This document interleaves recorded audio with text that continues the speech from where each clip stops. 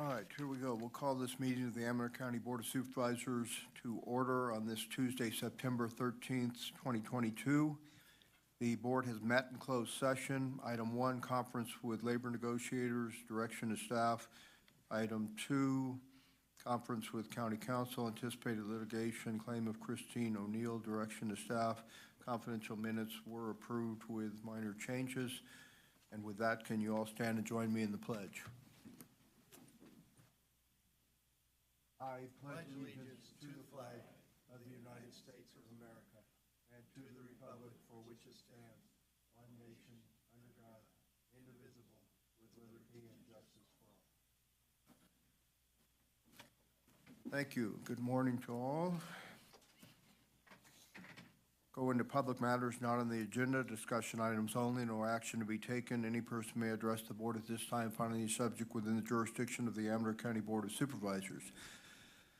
However, any matter that requires action may be referred to staff and/or committee for report and recommendation for possible action at a subsequent board meeting. And there is a 3-minute time limit. Is there any public comment at this time? Mr. Rhodes, I see you coming up first. Mr. Knobloch, you'll go second. Morning, Larry. Hi, Larry. If you could all sign in for the record, please, that would be appreciated for our board clerk.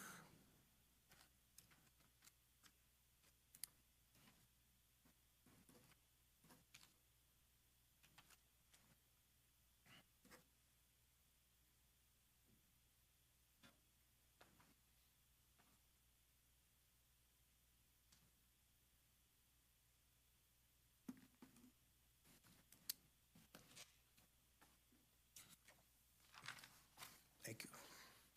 And just for the record, Supervisor Axe is having a surgery tomorrow, so he is absent from the meeting today for that reason.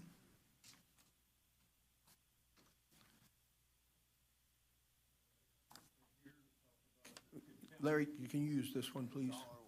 All right, thank you. Talk about the contamination of Mule Creek Prison and CDF. Mr. Scully took some tests on one on Bluebeck Road. It's on the Bull Field, if you know where that's at, it's south of the sewer plant. And the other one is Silva's well. And the contaminant, they come out about double what they're supposed to be on PFOAs and PFOSs. And I'll read what this is a forever chemical. It's made by 3M. And I'd like to read this part of the risk factor. The risk factor of exposure to the chemical include development in the fetus during pregnancy and the breastfed infants, cancer, liver damage, immune systems, thyroid problems, and many more. The truth is there are extreme family contaminants. Research has not at this time been fully discerned a lifetime effects of the contaminant. However, there are pretty certain that the long-term exposure to these forever chemicals are pretty bad. And I'd like to discuss what I think should be done. I think there should be some kind of clinic where all the newborn people in the Ione Valley, the babies cleaned down to Martin's Ranch, should have some kind of test done to them because they breastfeed their babies, they're polluting their babies. And this is serious. This ain't no kid stuff. And they should set up some kind of thing where if they gotta have they can't use their breast milk, they shouldn't have to pay for the formula.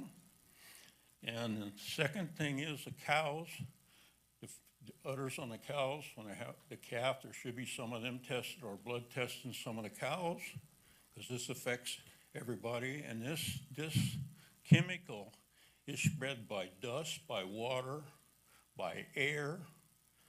And if you really, all you people ought to get on the EPA website and put PFOAs in and PFOSs and read it. There's over 1,000 pages on this stuff. And this was in the fire retardant, the CDF, and I'm certain they have records of how much they used on. It's in the furniture making, which is done at the prison. This is serious stuff. And I believe every construction should be stopped right now. The ground, the soil should be tested and the water be tested, including Ringer Ranch and the Q Ranch. And I think every well in the whole valley, all the way down to the county line of Martin, should be tested for this stuff. Those people should know what this stuff is. This is serious stuff. And I think there should be an investigation in the Ione Council, the whole city. I mean, everything investigated. All aspects of it, I should say, including the sewer, the finance, even the contractors they hired. They had to know this stuff. This ain't new. And thank God for the casino, because they stopped Woodward Bottom from really contaminating the other part. And I really think that Jim Scully should get a gosh darn Citizens of the Year award for this. Thank you. Thanks, Larry. Carl?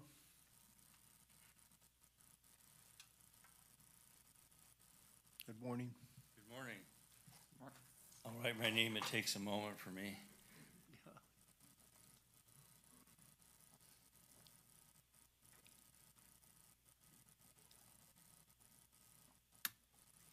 Good morning, Mr. Chairman, board members. Carl Knobloch, president of the Preston Castle Foundation. Many of you may not be aware that Richard Forrester was a charter member of the foundation when it was formed in 2001 with the simple goal of saving the Preston Castle.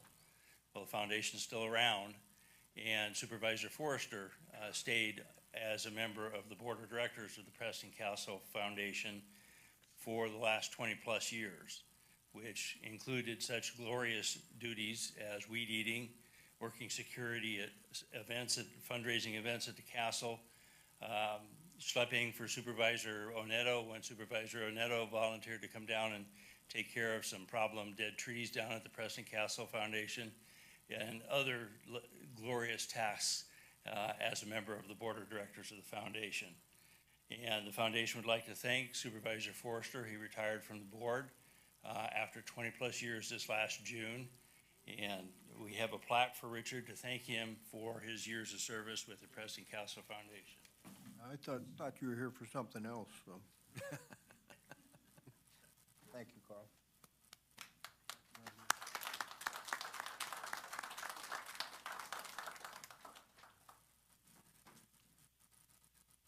Well, I didn't do as much work as some other people in the castle, and that was about the most miserable job, cutting those trees that day. It was really hot last summer.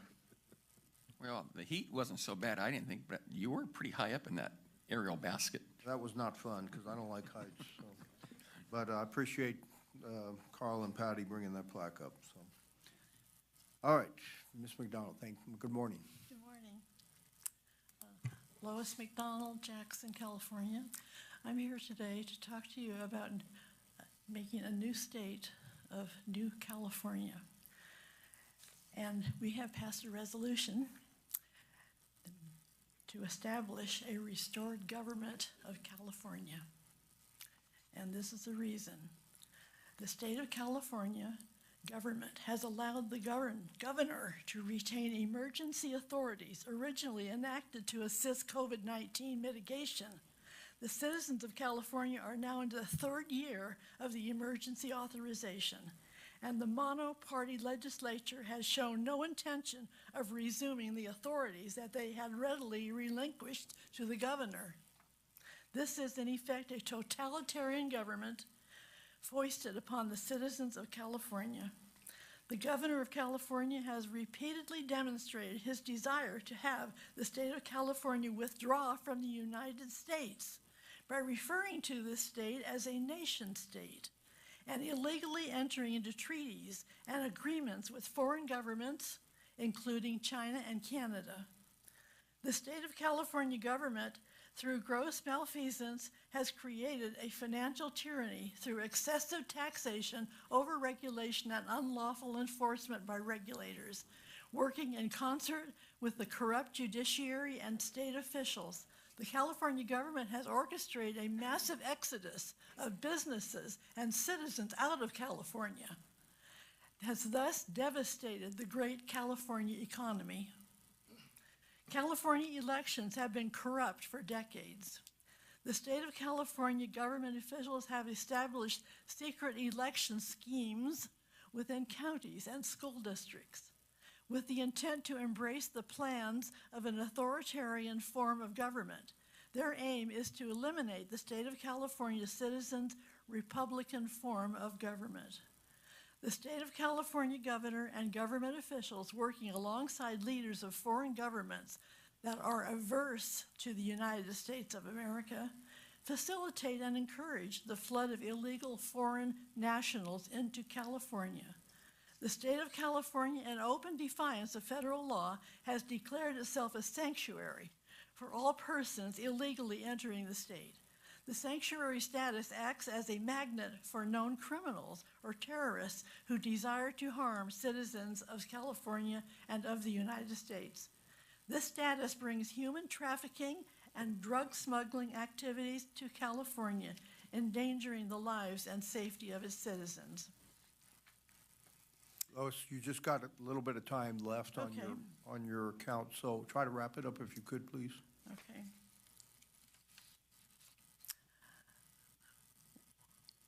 While the state of California drowns in debt, the present governor of California illegally provides over 26 billion California tax dollars each year to support millions of illegal foreign nationals.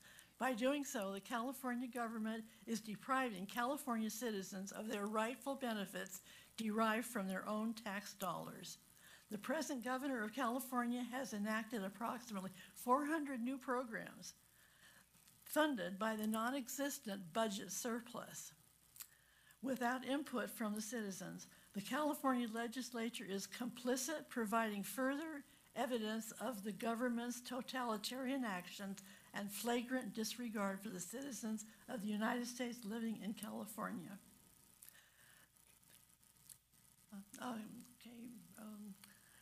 Chris Strong will continue reading. Okay. Good morning, gentlemen. Board. The California leadership has engaged in corrupt, illegal, and unconstitutional regulatory policies by colluding with non-governmental organizations, NGOs, to stop the distribution of water to farmers in California. Their intent is to destroy farms and fallow land. This forces the sale and the taking of rich farmland by cronies of the governor, corrupt members of NGOs, and foreign governments. Whereas the true purpose of all government is to provide the general welfare and provide for the protection and security of the governed. And when any form of or organization of government proves inadequate for or subversive to this purpose, it is the right and it is the duty of the people to alter and abolish it. And whereas the on-the-ground violence and lawlessness all along the southern border of the United States caused by cartels and gangs is extensive, well-documented, and persistent. It satisfies the definition of actually invaded, quote, and invasion, quote, under the Constitution of the United States. And whereas the existing state of California government has not only abused the powers nominally entrusted to it, but with the connivance and active aid of the executive has usurped and exercised other powers that deny the citizens their God-given rights protected by the constitutions of the United States and of the state of California.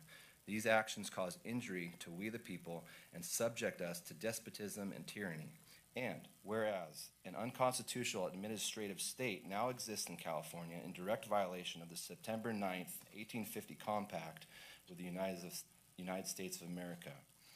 Whereas Congress admitted California into the compact of statehood within the United States in 1850 because their constitution, ratified for consideration, guaranteed a Republican form of government. In 1879, the state of California legislature abandoned the ratified 1849 Constitution and without consideration by the citizens adopted a new constitution that has been amended over 922 times through 2021. Whereas today, the state of California is in free fall at many levels. This free fall has been accelerated for decades by those who have infiltrated the government of the United States with calculated plans that clearly demonstrated a design to reduce the United States citizens living in California to absolute despotism. Their plans have been in direct violation of the Constitution of the United States, Article 4, Section 4, and Article 6. Be it further resolved that we call upon the President of the United States to declare that an insurrection exists. You want me to read all this? No. Okay. Be it resolved that the state of California is in default and does not have constitutional standing as a member state of the Union of States called the United States of America. We, the people, as citizens of the United States living in California, are processing the process of West Virginia that successfully restored the Virginian state of government after the Wheeling Conventions of 1861.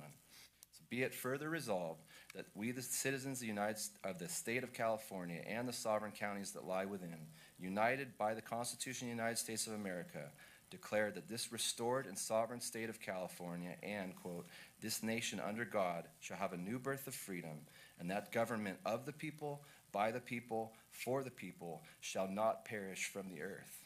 I'm going to have to ask you to wrap it up because Yes, sir.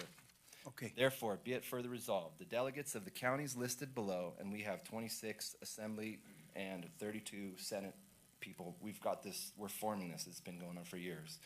Delegates of the counties listed below resolve to devise such measures and to take such action that assure the safety and welfare of the citizens of California.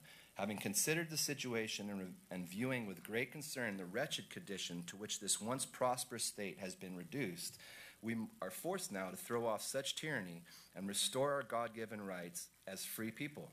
Having appealed to our Creator for the rectitude of our intentions, we do hereby, in the name and on behalf of we the people of California, solemnly declare that the preservation of our dearest rights and liberties and our security in person and property imperatively demand the restoration of the government of California. Okay, We I'm going to have to cut you Last off because sentence. you're running way over time right now. I've given you both well over 3 minutes. We this day, through this resolution, hereby establish that Republican form of government and demand representation in Congress. Thank you. All right, thank you. And if Pass you these have out. documents, you can present them to our board clerk, and she'll distribute them to us. Please take a good look at them. Okay. Thank you. Come on up, Lois. Go ahead and give them to Heather O'Brady over there.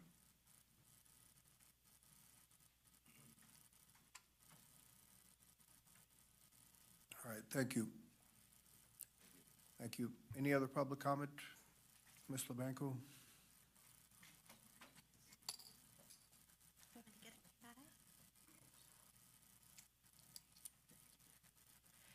Good morning, Jamie LeBanco, Fiddletown, District 5. And it's an exciting time of year in our part of the county because we're in the middle of harvest. And I thought I would just give you a brief update.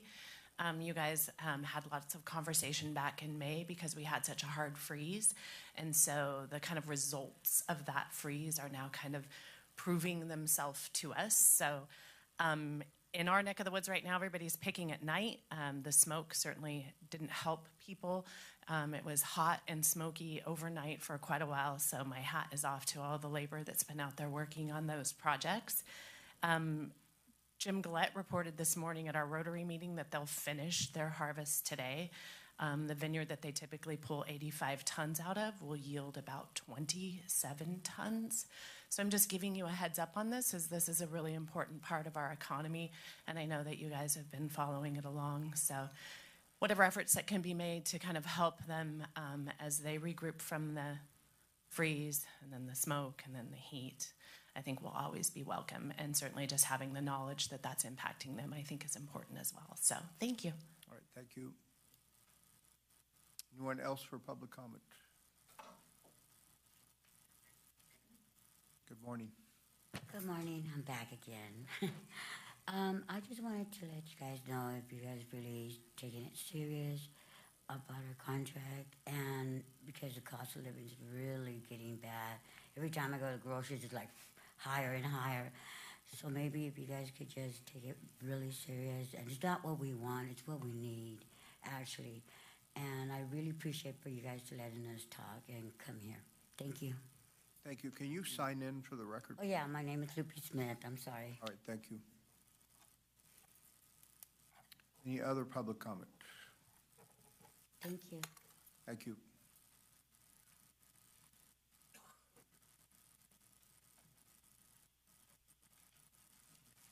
Morning. Good morning. I'll sign in. My name is Abby Reeve, and I represent the home care providers in Amador County for SEIU Local 2015. As Lupe before me spoke, it's important to us, again, that you take this proposal very seriously. We're hoping it'll be wrapped up this week, and we're just here to make sure that you all understand the importance of the program, the care provided for the citizens that need aid and are able to receive that aid in their homes.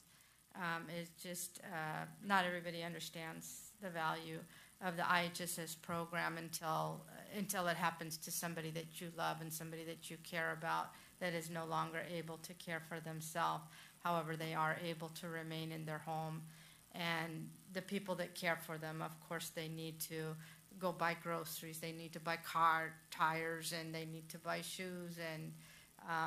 And so the money that does come into the program gets spent in Amador. So it's a net gain for the county. And, like 80 to 85 cents on every dollar earned by an IHSS provider comes from the federal government or the state. And then those dollars get spent here in Amador County. So that's why it's a gain to the county. And getting them a contract will just be like life-changing for folks, really. It'll build trust, so just sign in. Thank you. Thank you. Thank you. Any other public comments? Come on up, ma'am.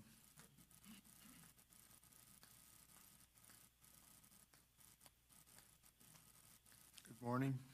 Good morning. Hi, I'm the Drano lady, if you remember. We talked about Drano, how important, how we used to do with the hanger again. I know the folks are laughing, but it's true.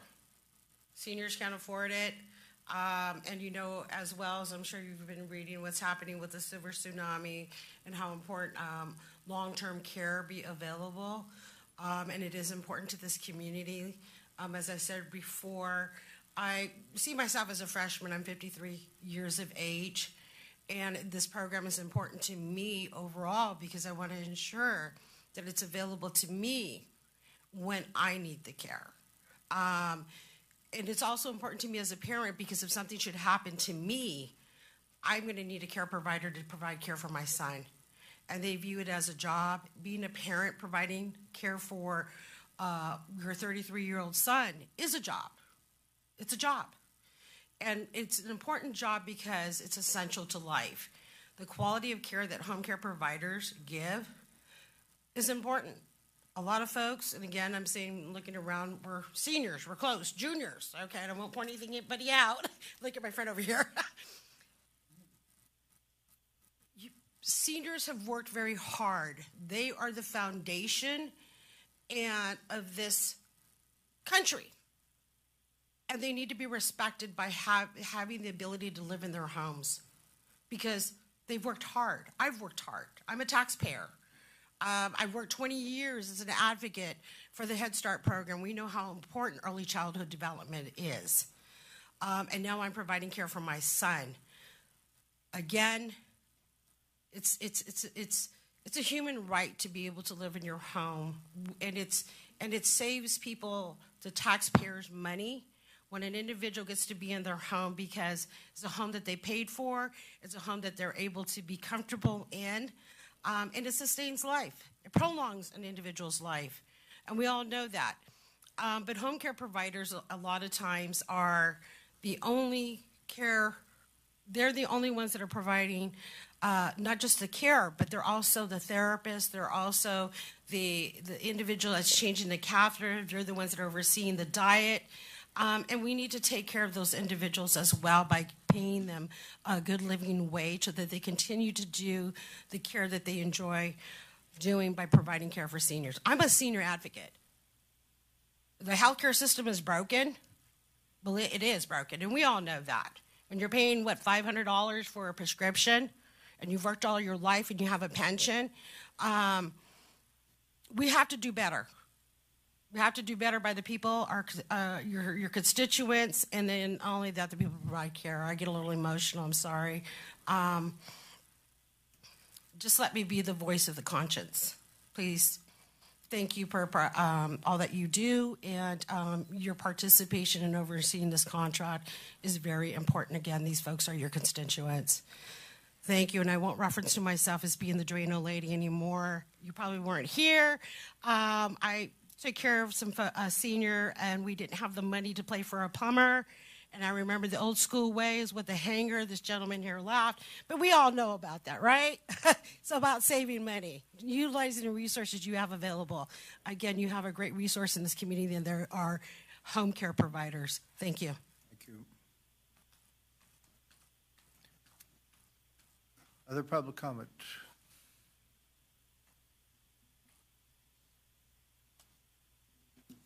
All right, seeing none, I'm going to take it to Supervisor Brown. Had a few comments? Yes, thank you. I had a meeting with Jackie Vaughn last night, and she's out of the Lockwood Neighborhood Neighborhood Radio Watch program, and she's wanting to invite everyone to meet Ellen Thompson, who is the founder and advocate of Neighborhood Radio Watch, and that'll be on September 24th from 10 to 12 noon at the Lockwood Fire Station, Station 152, at 19715 Shake Ridge Road in Volcano. Also, Lockwood Fire Station is having a pancake breakfast the same day from 8 to noon. So come have a pancake breakfast in the morning and go listen to Ellen late morning. The pancake breakfast will be at Station 151 at 23141 Shake Ridge Road. Thank you. All right, thank you. Any other board comments? Any other public comment? If not, we'll close public comment and go to our next agenda item, which is approval of the agenda. We do have one addendum, which I will put as item 4K after the minutes.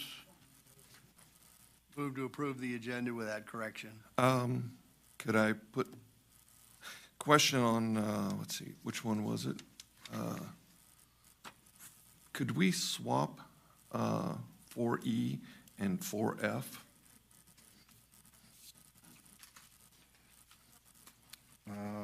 For what purpose? Doesn't. For the purpose that one is talking about ADUs, and then we're talking about detached rooms, so it may interfere. That's easy enough to do. Okay. Okay, with that change. Those changes, I move to approve. Second? So moved by Supervisor Cruz, second by Supervisor Brown to approve the agenda with those changes. Any further comments? All those in favor? Aye. All opposed, motion carries 401. Approval of items on the consent agenda. So move. Second. Moved by Supervisor Brown, second by Supervisor Cornetto. Any further discussion? All those in favor? Aye. Aye. All opposed, motion carries 401. Go to our regular agenda at this time. Item 4A, update by our Amador County Health Officer, Dr. Rita Kerr, on the COVID-19 situation in Amador County. Good morning. Morning, Dr. Kerr. If you could hold on just a second, so I'd like to see your face when you're speaking.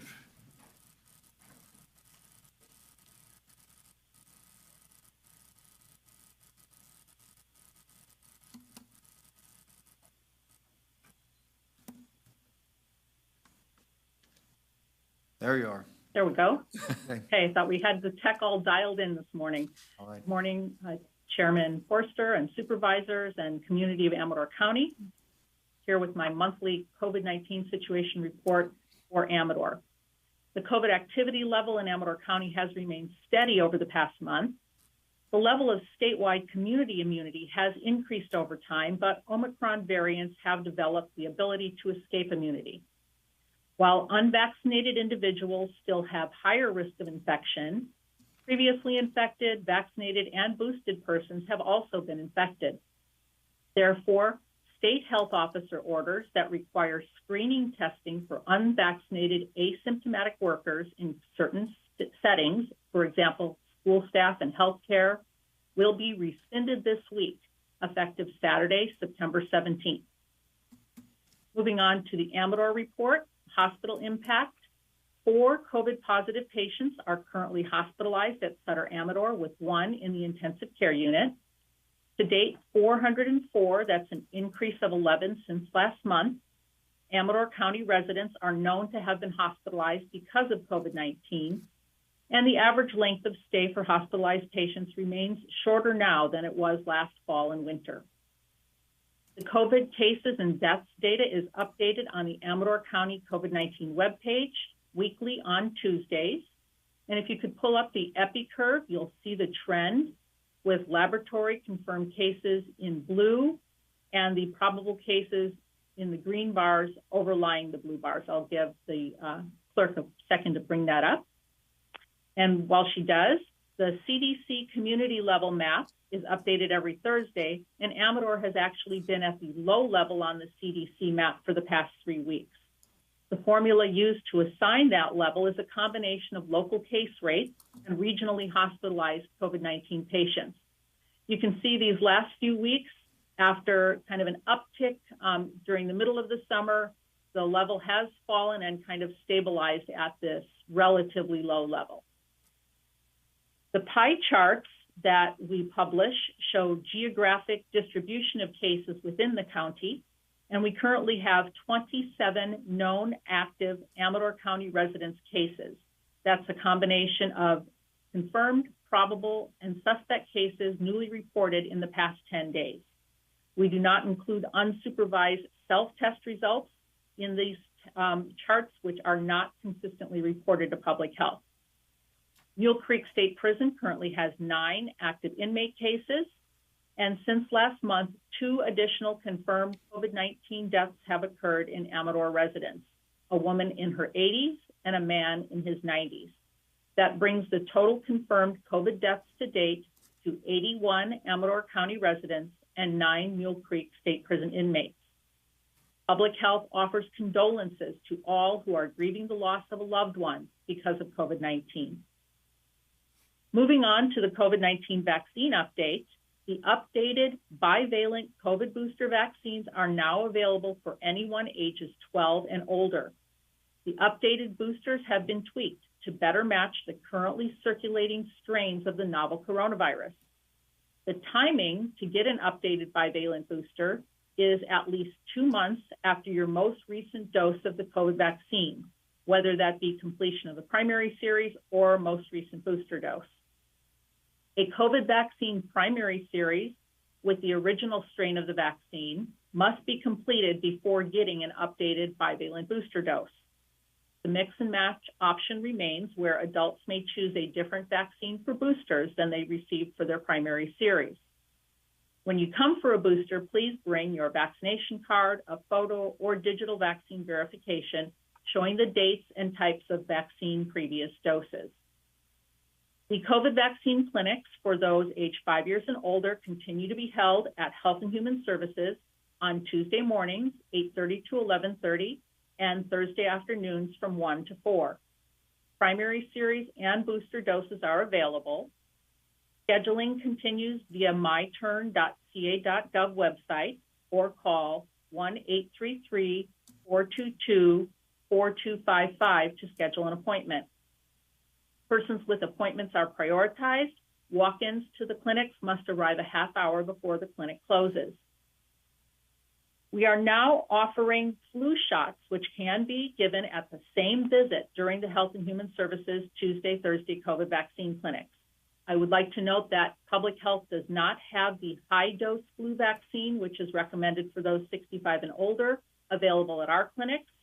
You may check with your doctor or use a vaccine finder tool at vaccines.gov to find out where the high-dose flu shots are available.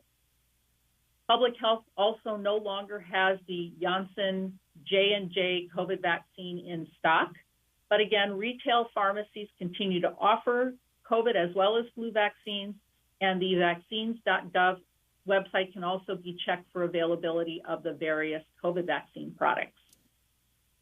Novavax is another COVID vaccine option. That one is available at Public Health, and it can be given to anyone aged 12 and over for a primary series doses only. The Novavax is not yet authorized to be used as a booster dose.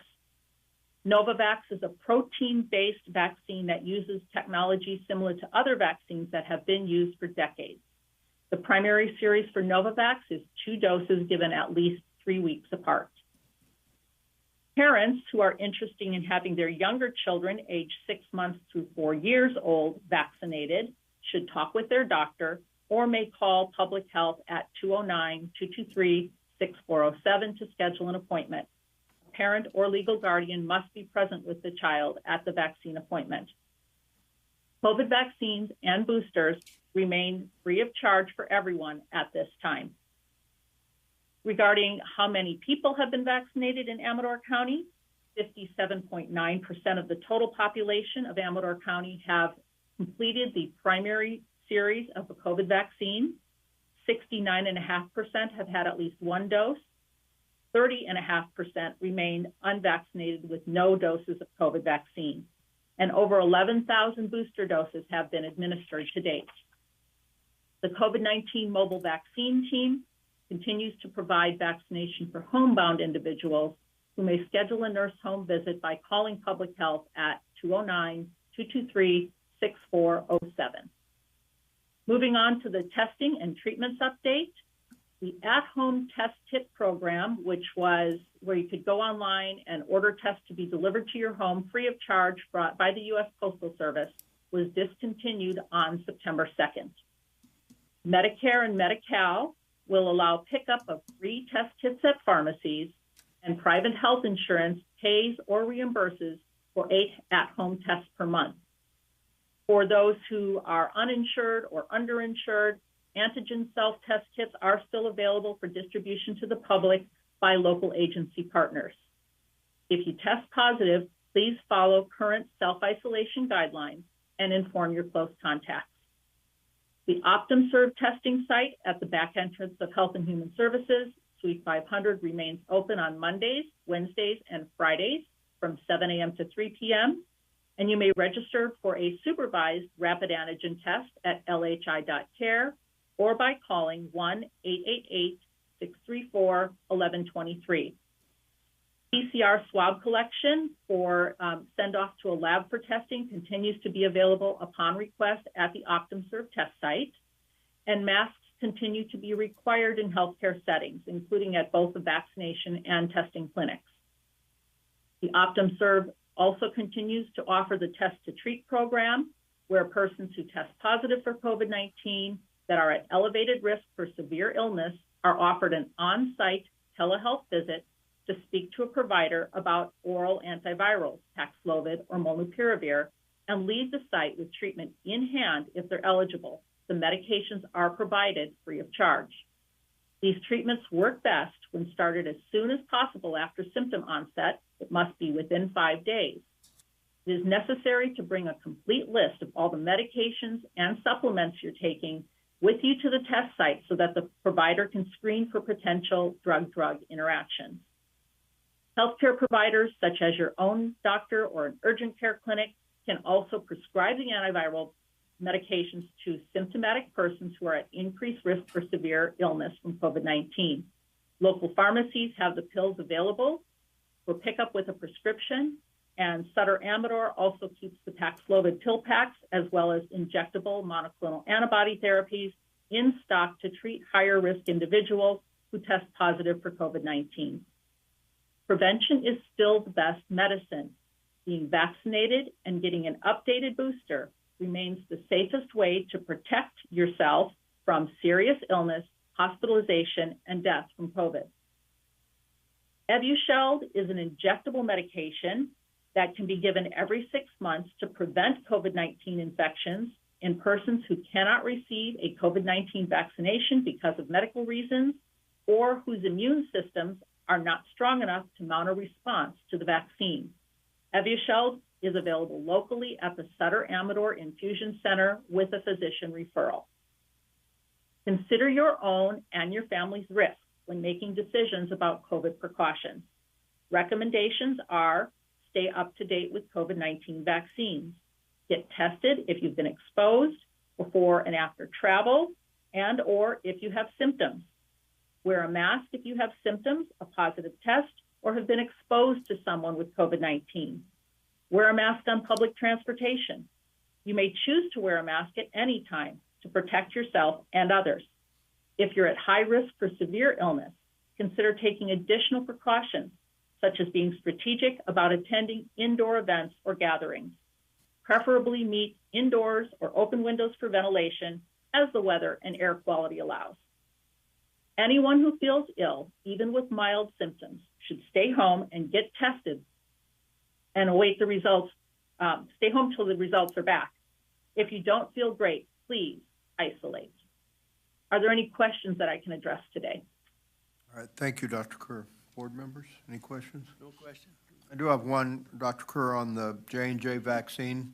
If you desire that vaccine, can public health get that? We can no longer get a stock of it at this time because there's a minimum order size, and we just have not had the demand for it in the past few months to justify getting an allocation here. But there are local pharmacies that still have it in stock. All right, thank you. And again, that vaccines.gov allows you to search by product and will tell you where you can find it and allow you to schedule with them. All right, thank you. Any public questions for Dr. Kerr? Sounds like things are getting better, Dr. Kerr, but any thoughts about this winter resurgence of it? Are there new variants out there? We do monitor new variants. There is a subvariant of the BA4, it's called BA4.6, that is being monitored. A month or so ago, we were really watching BA2.75, which was emerging in India, but so far has not had much of a foothold here in the United States. We're constantly monitoring with both wastewater surveillance and genetic sequencing of a representative sample of positive test results to see what might be coming. The good news is that these current updated bivalent boosters are a very good match for what's circulating now, and getting that along with a flu shot to protect yourself as flu season is coming upon us is our best protection against what's coming this winter. All right, thank you. It must be getting better. I saw New Zealand took off all restrictions just recently, so. Okay, no further questions. You got off easy this morning. I have one. Oh, here it comes. No Zoomers either? Couldn't help it. Dr. Kerr, yeah, pretty extensive report, a lot of information. I guess question I have is, are we looking at adverse reactions? Yes, those continue to be monitored several different ways. We encourage everyone to sign up for vSafe when they get vaccinated, and it's a text messaging platform that sends an outbound survey, a few days after you get the shot, a week after you get the shot, another week, and then at the month, and then again at the 4 or 6 month mark. And so that is one way that people can report anything they would like to into that, and report even very minor things that happen, like a headache or a sore arm or whatever the case may be.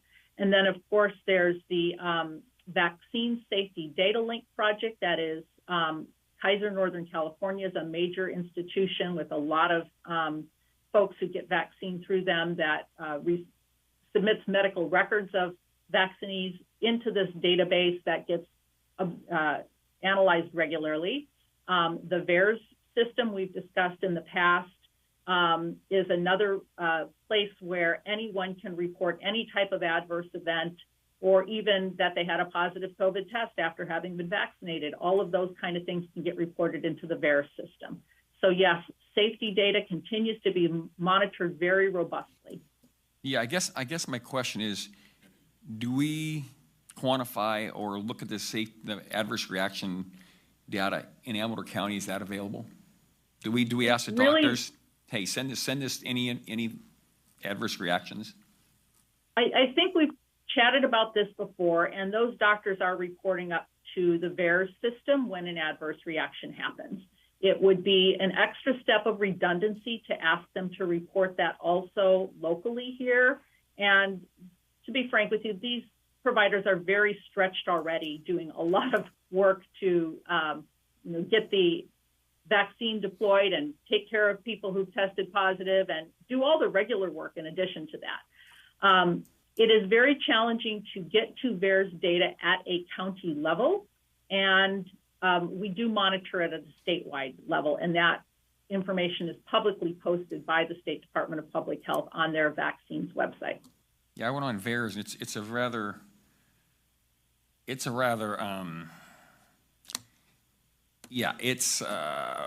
very hard to get information for a layperson. Is there any way you could ever pull that information up for the board as far as what's coming out of Amador County? I have looked into that at your request a few months ago, and it is, as I said, very challenging to get county level data out of VAERS. The other thing that's really important to recognize from VAERS is that it is a passive system of data collection. It is self-reported, and it is basically a sentinel system which allows then further investigation of trends that are identified or high-risk events that look like they are occurring. And it has been instrumental in uncovering and further leading to further study of some of the things like the risk for blood clots after the Johnson & Johnson vaccine that was noted fairly early on. And it's one of the reasons that Johnson & Johnson is not preferentially used at this point.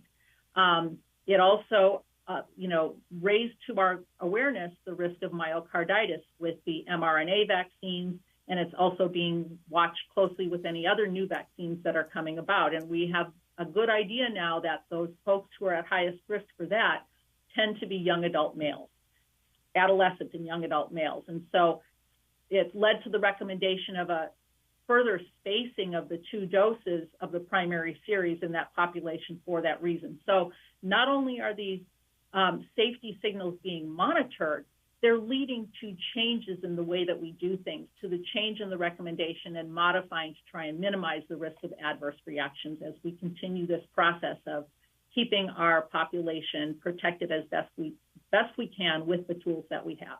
Okay, well, I appreciate that. The reason I asked is I get a lot of hits from people that have issues or friends, family had issues, and I wish I'd have wrote them all down over COVID because it's been substantial. And like the one person you said might be heart medicine, I talked to him. He wasn't on any heart medicine. But anyway, thank you. You're welcome. All right. Any other comments? If not, Dr. Kerr, thank you very much. You're welcome. All right, we'll go on to our next agenda item. 4B, Behavioral Health, resolution declaring September 2022 as National Suicide Prevention Month and September 10th as World Suicide Prevention Day.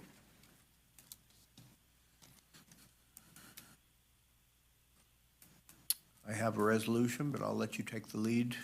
Thanks. We actually, we have a presentation for you guys today. That's okay. We always come up here and we, say why we need to be aware of suicide prevention and why we do the education, and we kind of do a little spiel, but we're not really sure everyone really understands what we do all year round. So that's what we're here to do today. So this is our coalition, some members of our coalition. We have a suicide prevention coalition that meets monthly, and thanks for letting us be here. So kind of just some background on where we got started do you just want me to say next slide? Okay, so yeah, we can move on to the next slide.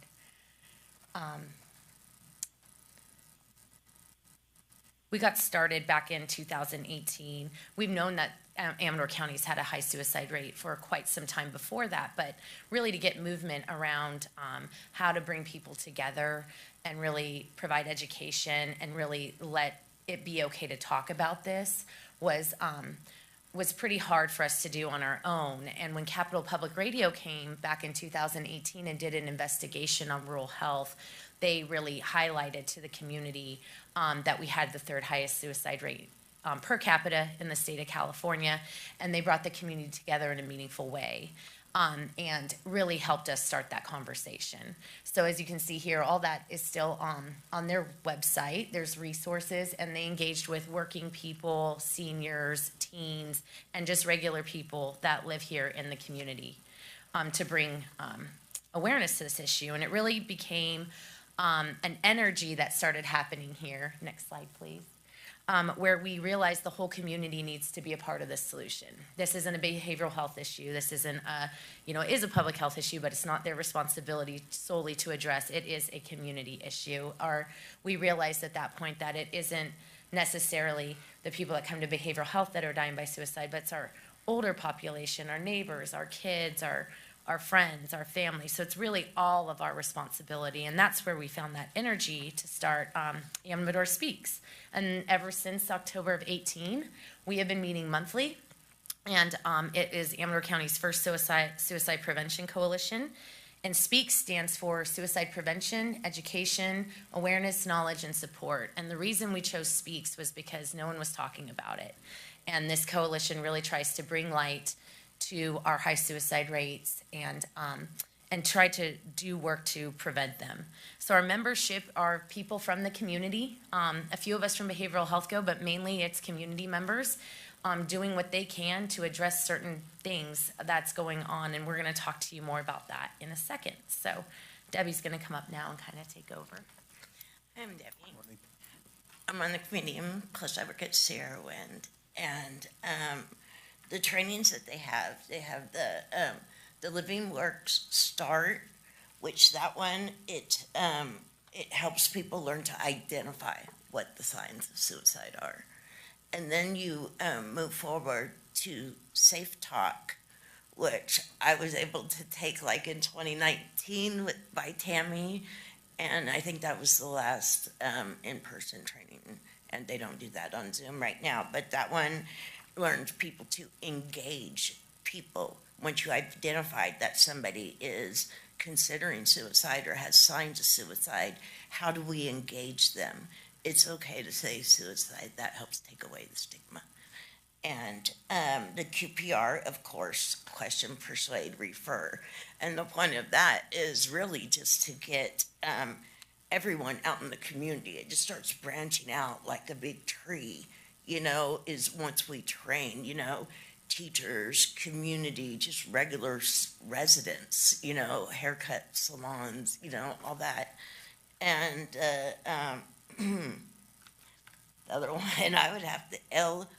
Radifolio. Thank you, Radifolio.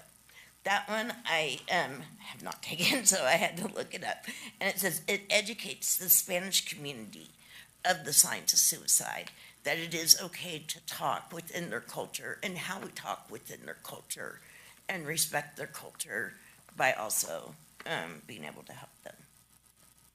And next slide, please. Now, this is the data. Data is everything to me. And our data subcommittee, reviews the local death data and compares it to the state and other small county data. It helps identify what our unmet needs are in our county. And in a rural county, meeting the unmet needs is a matter of life and death sometimes. And for example, I noticed in the data that the chronic illness and chronic pain groups together was at that point the #1 cause of suicide in our county. I live with lupus. I know what it's like to be in chronic pain and have chronic condition, and the isolation and the desperation of that.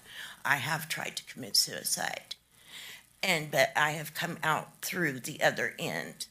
And I now am, since February, I work at Sierra Wind. I thought 15 years on disability, and it is possible. And everybody deserves to have that hope and a chance to contribute to the community. Thank you. Thank you.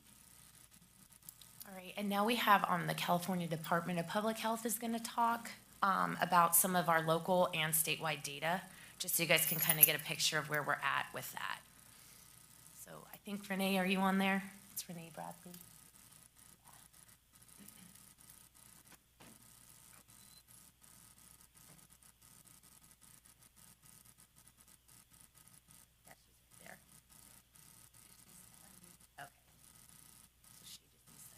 Can you hear me now?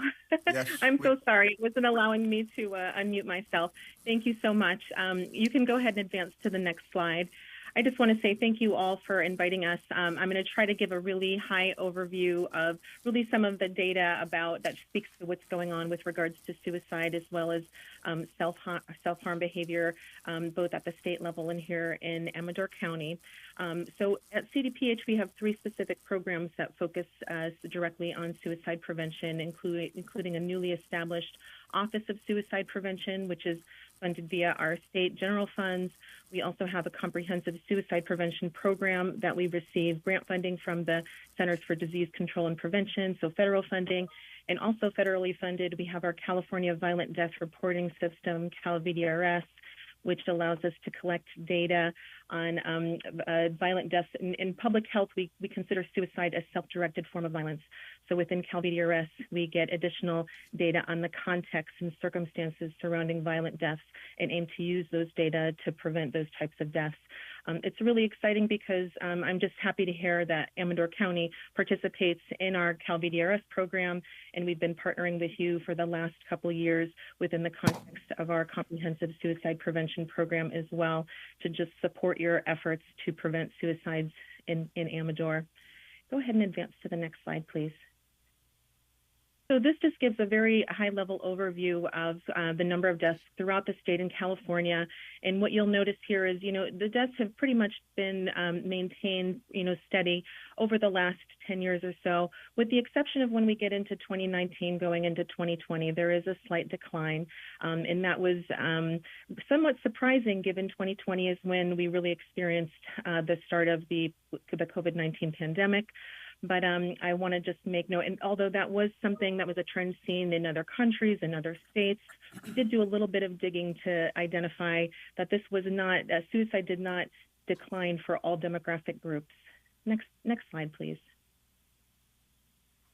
So while the number of suicides overall in the state did decrease going into 2020, there were certain rates for subgroups that did increase, and largely it was our youth. So when we looked at 10 to 18-year-olds, we saw an increase in the number of suicides going into 2020. And then when we further looked at different subgroups within youth, broadening the age range to 10 to 24, we saw increases in the counts for suicide for youth who are Black, youth who are Hispanic, as well as female youth. And then we also saw use of firearms as a mechanism for suicide increased in 2020, which is in alignment with the increase in firearms sales that we saw in our state as well. Next slide, please. So we also look at trends in self-harm emergency department visits as just another indicator of suicide within the state. And it was a little bit of a different pattern. So we looked at the self-harm ED visit rates in 2019 compared to 2020 and also the first half of 2021. And rates were highly comparable across the years, with the exception of the few months at the very beginning of the COVID-19 pandemic. So around March through April of 2020, we saw a decline in ED visits, and that was likely because, again, folks are being told to stay home, maybe some concern about going into a hospital setting. But then we saw, again, return to prior levels by July. But once again, we did do a little bit more digging and found that there were some increases during the pandemic in these self-harm emergency department visits for some subgroups, and that included females. Again, our youth aged 10 to 18, as well as Californians who are Hispanic, Asian or Pacific Islander, or multiracial. Next slide, please.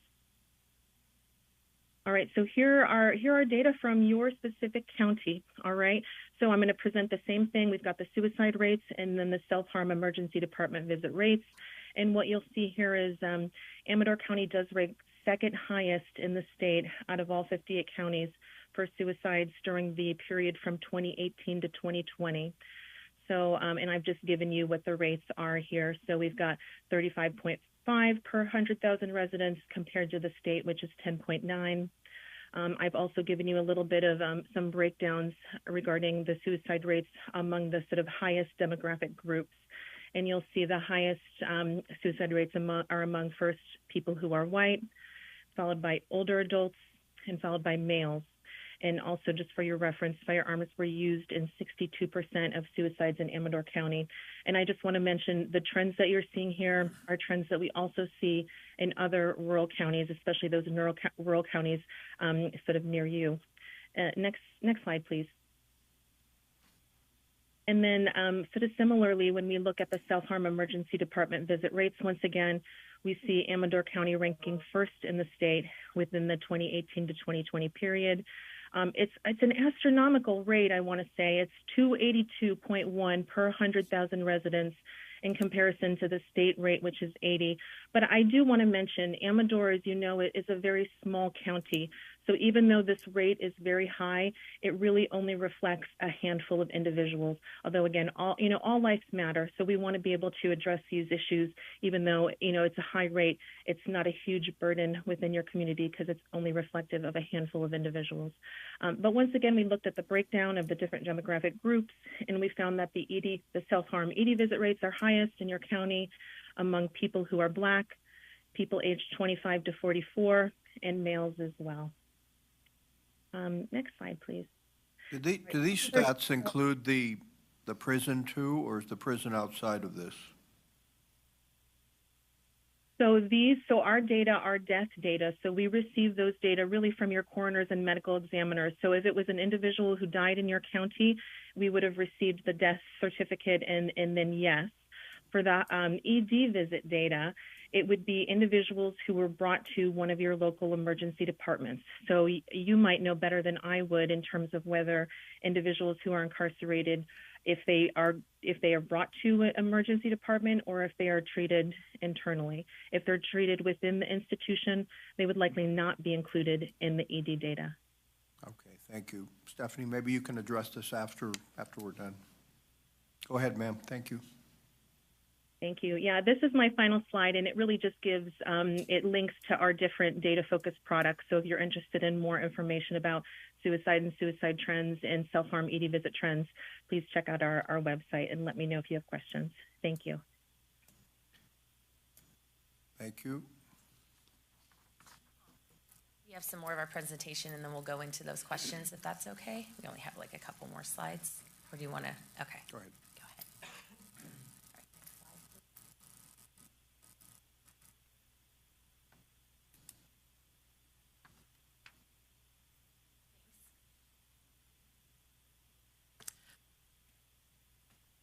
Accomplishments post-vention. My name is Trixie and I'm from Sierra Wind Wellness and Recovery Center, and we have the Friends for Survival Grief Support Group there. So discussion and review of previous post-vention efforts highlighted that there was no grief support specific to suicide loss in our county. So 6 years ago, a dear friend of mine took his life here in Jackson, and at that time I thought I would make a grief support group at Sierra Wind Wellness and Recovery Center. So I attended various grief support groups here in the county, and what I found was that grief connected to suicide loss is very different from your average grief, and that none of these groups supported that type of grief. So as a result, 2 members started a Friends for Survival group that meets monthly. That's Deborah Kemper, and myself. We facilitate the grief support group over at Sierra Wind Wellness and Recovery Center. It's called Friends for Survival, and it's a nationwide grief support group for people who have lost loved ones to suicide. And I have some information I can share with you as well.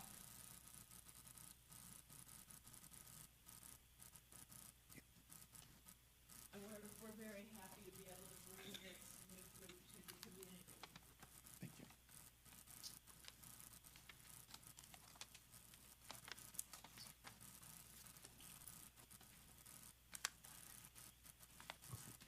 Hello, I'm James Burke with Amador County Behavioral Health. How are we doing? Good. Good. I have to ask, question, persuade, and refer. That's QPR. So, just checking in. So, community engagement strategies. The guest speakers at Amador Speak meetings include such as Speaker Sheriff Redmond from Amador County. And then in August, we had American Foundation for Suicide Prevention. And these presentations increase community interest and attendance and open the door for deeper partnerships. And then we also have an ongoing radio spot at the local radio station that includes a monthly broadcast highlighting Amador Speaks and suicide prevention awareness. I've spoken on that, so has Trixie. And Ken Baldwin, who leads the training for QPR, goes there monthly. It's just a good way for us to get the word about Amador Speaks and talk about suicide prevention. And then we also do advertisement of monthly meetings in Amador Ledger Dispatch. Thank you. Thank you. Next slide. Hello, I'm Megan O'Keefe. I'm the Executive Director of Amador County Arts Council.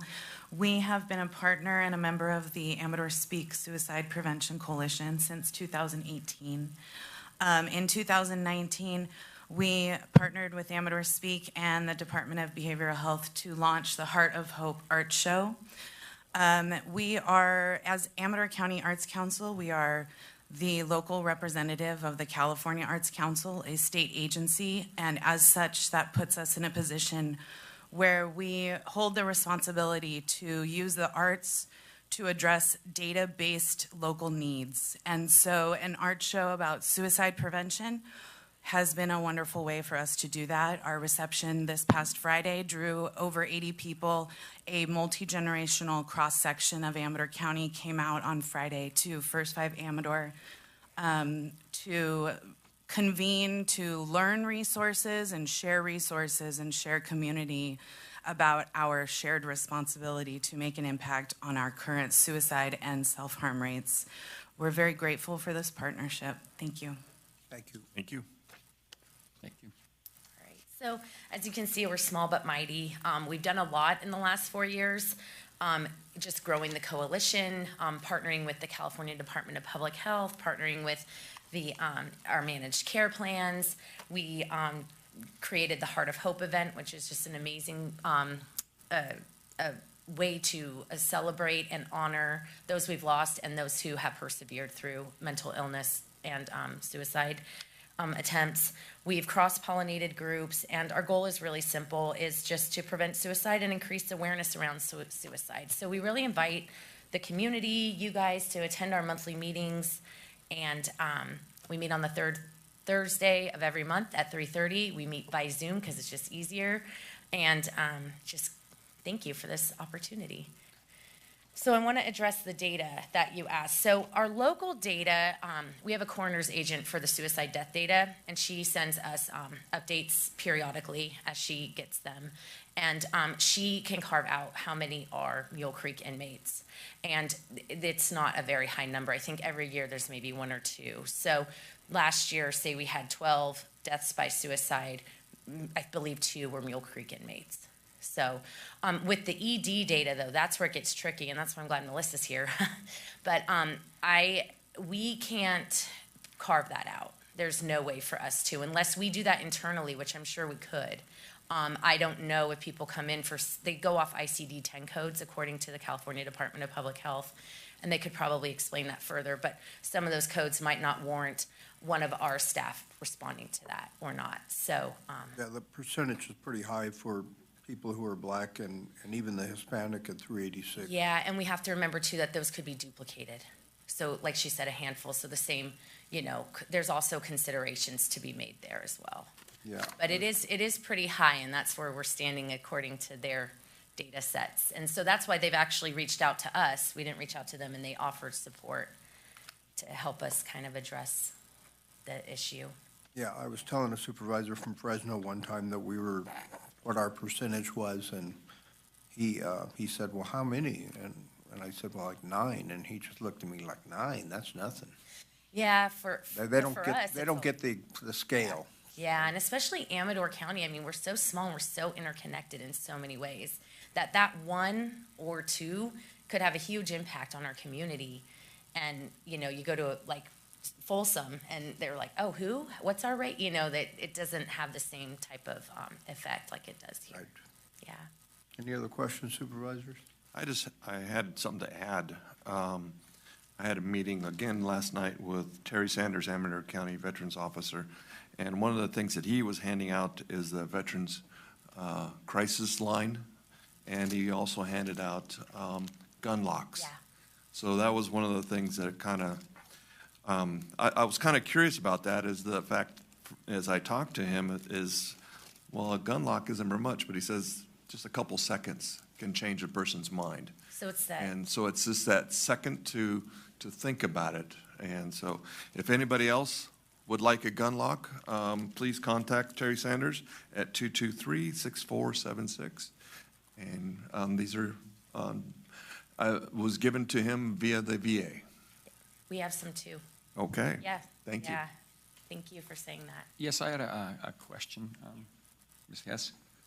Now, it looks like, was it older adults, age 85 plus, is like 61.3, would that be correct, of the suicides? Yeah, we've seen a trend, our local data too. I can actually send you guys those spreadsheets if you'd like, or send them to the clerk to get out to you. But yeah, they go 80 plus is our highest group, 80 to 85. We've ranged it out by like 70 to 80, 60, you know, and as I think once you hit 50, it starts increasing astronomically. Yeah, it's a number you don't want to see being high, but it's like, I think Amador County has a pretty high number of older folks in the county. Yeah. And some things that can be a factor, I think. Yeah, it's, I believe 36% are 60 and older of our population. At least that was the recent one I got last month, so. Our data is changing though, and that's something we need to look at. We've had 3 suicide deaths in 2022. One was 19, one was 21, and the other was an older adult. So I think that's something to remember, is that this year, this has changed astronomically. Like, we have not seen anyone, I believe, under 30 die by suicide in quite some, or under 25, sorry, in a few years. So our youth are not coping well, and that's something that we are monitoring, in our Speaks meeting, to really see like, whoa, where do we need to address our efforts here? So would you say that came from, as an effect of COVID and isolation? Yeah, when we go to community meetings and we ask folks about this, like I'm really direct. I'm like, so what do you guys think's going on? And they say the transition. Because a lot of these students or youth, you know, COVID hit when they were 17, and they never had the transition into life. They were supposed to start school, you know, at a new campus and graduate and do all of these things, and they never got these opportunities, you know. And even if it's not something like that, it just could be different. But, you know, working from home, or, you know, just everything has changed, and they just lost that transition into adulthood. You have a lot of interaction with NAMI too? Oh, yeah. Yeah, we actually have a program under the MHSA, which I oversee through NAMI. They provide family education and peer support. Yeah. You know, that was something that worried me early on in the COVID thing, the isolation we were doing to make ourselves safe. What were going to be the long-term effects of that? I think you might be seeing some of that. Yeah. And I know, and my daughter, one day I was talking to her, and she's kind of almost, I wouldn't say, you know, not down, but kind of down. She's, yeah, you know, she went to college and never got the experience, and she'd work, I mean, countless hours on her little cap. They have like a competition, and she'd probably spent, I bet, 100 hours on that cap. And then they said, well, COVID, we're not doing it. And she was just, you know, she's bummed out. She's normally not a bummed out person, but you can see it bothered her. And I thought, well, if you get kids that are having issues or struggling, I can see where it really cause them a lot of problems. So, yeah, we're social animals. We like going places, doing things, seeing people. And that was kind of cut off. Melissa, you had data for us? Yeah, I just wanted to bring up about go back to the data related to the prisons. When our crisis workers get called to the emergency room for 5150 evaluations, we typically do not get called for a Mule Creek inmate. If they come there and they need treated for whatever, if it was a suicide attempt or self-harm, we're usually not called to assess those, so those wouldn't be in our data. because they have a mechanism, if they have safety planning and stuff in the prison, they do that internally. So because we can't place an inmate on a 5150 and send them out to a 5150 facility. So for our data, we don't see them, so we wouldn't know that for us.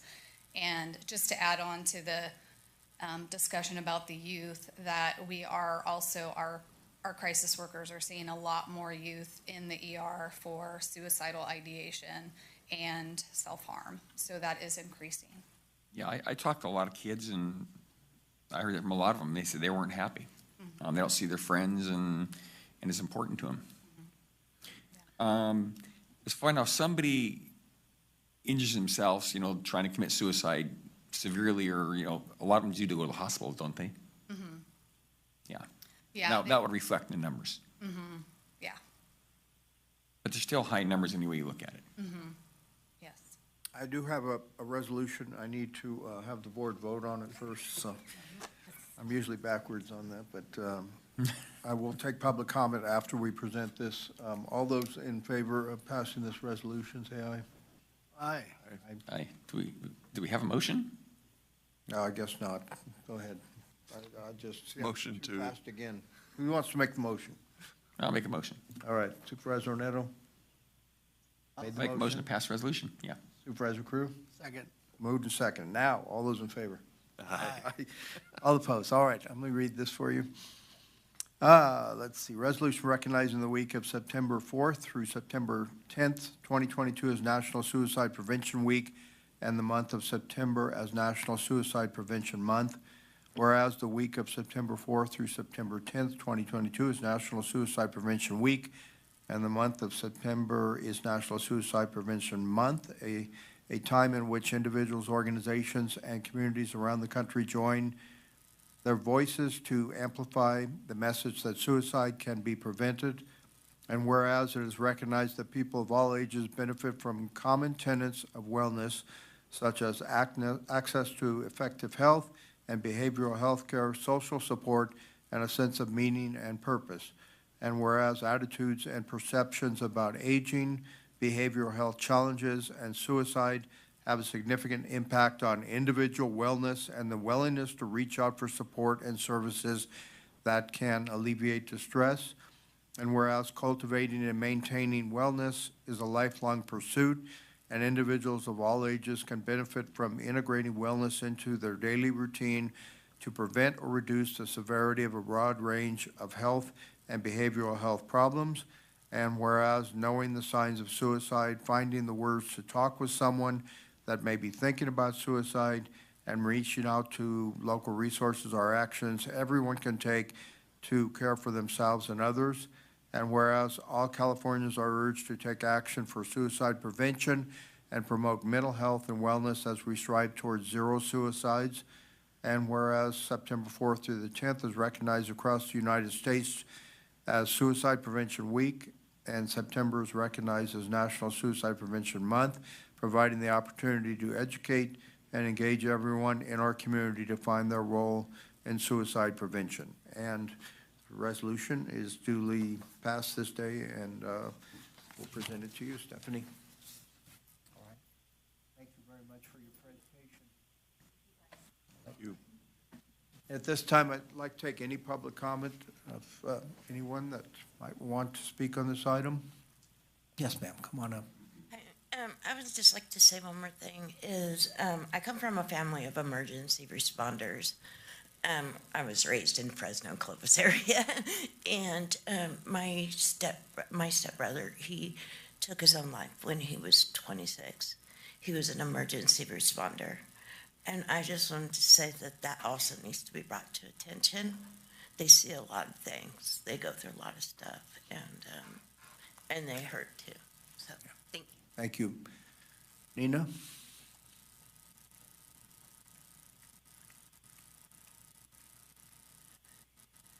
Good morning, Nina Machado. I'm the First Five Amador Executive Director, and we were pleased to partner with the Small But Mighty team that you saw behind us.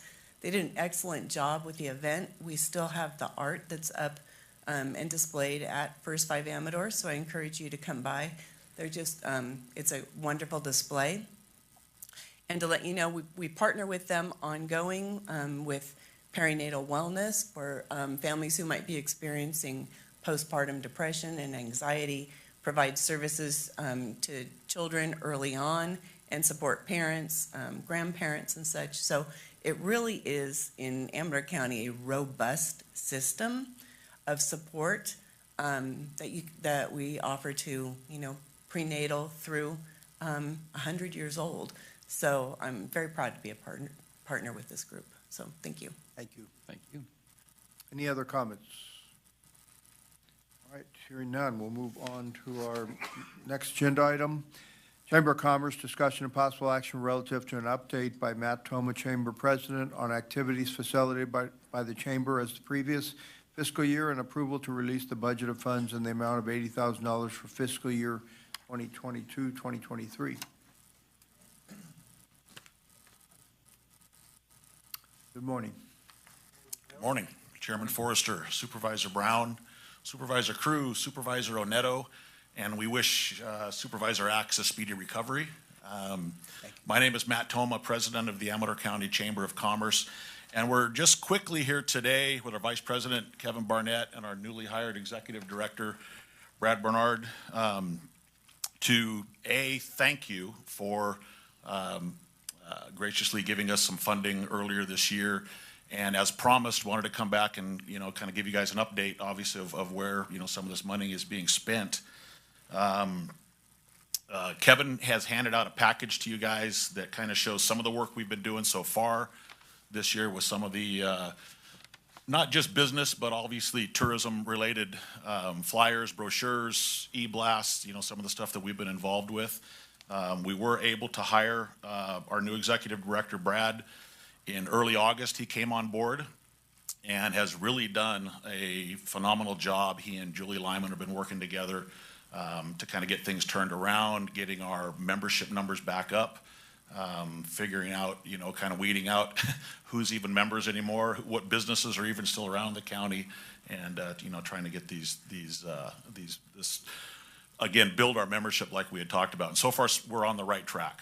It looks like a pretty hazardous job, though. He's already got an injury. Well, he didn't want to let Mr. Supervisor Crew feel, left out, so I'm not sure what these two got going on here. Yeah, but Looks to me like he's fighting for the businesses. That's right. That's right. But anyway, I'd just like to introduce Brad and have him finish up with the presentation. And again, just wanted to say thank you on behalf of the Amador County Chamber of Commerce for your funding and your support, and really looking to building this thing. Thank you. Thanks, gentlemen. Good to see everybody on a sure sorry, Pat. Overall, basically, we're looking at, we don't want to say it reinventing the wheel, but in some respects kind of are. COVID really did take us down an awful lot, looking at the numbers in the past and where we're headed, trying to bring people back into the chamber and even getting them to understand what the chamber does. So in the packet that we just gave you today, it's going to show you some of the things that we're working in, programs, seminars and such, but where tourism is involved in particular, we get an awful lot of calls. They come in, they're looking for places to dine, places to lodge. We got a map of the community to show us where the wineries are. And so we're putting together some packets. And again, while we've got great resources like the Ledger Dispatch doing a nice job with their A to Z magazine that develops all those kinds of things for us, we're working on an awful lot to try and hand out to these people in groups. We've got a car club that just came in. There's 50 members. We put together bags with all kinds of information, including even discounts at some of the local restaurants. So there are a lot of activities in that direction where they're coming in. Julie and myself are going to go to a Rural Chamber of Commerce summit. And again, trying to learn more about, not so much, you've got the big cities, their chambers do a whole different animal. We're looking to try and work within our neighborhoods. And it's a lot of tourism that comes into the chamber. I mean, it's a lot of the activities that take place that go into the businesses. We've got to try and nurture all of those, make us stronger in every direction. So that exchange of ideas in itself. We have helped in distributing tickets for the Argonaut Mine disaster. Again, brought in a lot of great tourists. That was a really nice event that's going on there. And it's not over the whole commemorative, it's a whole month, but it's been a great opportunity. We actually joined in with the Council of Tourism mixer. It was a really interesting mixer to get into and look at what's going on there, listen, exchange ideas there. Sending out e-blast, so if people have events going on, electronic media, you've got all this stuff going on nowadays, and the kids really in particular with the phones, just looking at I'd use the other hand, but but everybody looking at their phones and trying to, so we're looking at opportunities where we can try and get a lot of the information even more electronic, and the e-blasts where you send them out in electronic emails and such where everybody can see what's going on in the community, which is more wide-reaching than just our neighborhood. We've got, we're putting on the golden, well, we put on a really good and very successful, although I wasn't that involved in it, the Golden Acorn Dinner, which honored Beth Stanton and Dr. Rita Kerr. We've got the Business Person of the Year dinner coming up, Charles Spinetta, along with honoring at the same time the Amador County Foundation for the Service Award, Western Land Title with the Heritage Award, and Lawton Ranch with the Discovery Award. So we've got a lot of activities, and these will bring in people from out of the community as well, so that tourism dollar is certainly being utilized there as well. We've got some seminars that we're looking at trying to put on, human resources, marketing, how to get the most of their value. And again, you've got all this in your packets there to try and get an idea, but not to take up too much time. Anything else you can think of here? No, I think that's it. Brad, it's only been a month. How's the reception? Has it been a hard sell, or are they glad to see you back, or where you been? Yeah, it's kind of, a lot of people are still in shock of what's taking place with the COVID years. I mean, they're coming out of that and trying to figure out and assess where are we headed, what is our money going to do for us, what's going to be the best value. And I think for the most part, there's some excitement from some of the folks. A lot of people are very anxious to see what's going to happen in the near future as well as the distant future. And so every dime's going to count, and we're going to try and do our best to make sure that we make it as strong as possible. And you're right, it's only been a month. So I'm still getting my feet on the ground and trying to answer the phone instead of Jeff Holman Auto Center and Amador County Chamber of Commerce. So, Okay, Mr. Riley, we have the money budgeted. The board just needs to give you authorization to distribute that money to the chamber? Yeah, and we'll write the check. Or the auditor will write the check. Okay. Any discussion by the board? Then I need a motion to approve the release of the funds. I would make that motion. Was budgeted. Is there a second? Second. All right.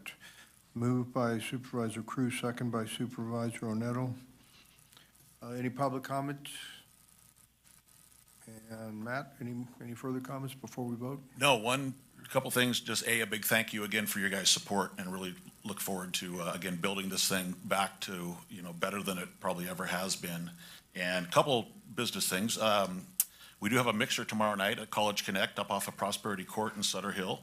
And we obviously invite all you guys to come. And our mixers now, we're kind of turning them around a little bit. They used to just be, if you were a member, you could come, but now we're trying to open them up to the public as far as to get more potential businesses. They can see what the Chamber of Commerce is here to offer, and that type of stuff. And our Business Person of the Year dinner will be Friday, September 30th at the fairgrounds. So please get your tickets and come show your support for Charlie and some of the other people who are being honored. You don't have to be a business to be a member of the chamber, correct? That's, as an individual, you betcha. Yeah. I think that a lot of people probably figure you need to be a business, but. No, and thank you for pointing that out. Appreciate that. Yes, that's true. Okay. Thank you. With that, all those in favor of the motion? Say Aye. Aye. All opposed? Motion carries 4-0-1. Thank you. Thank you, John.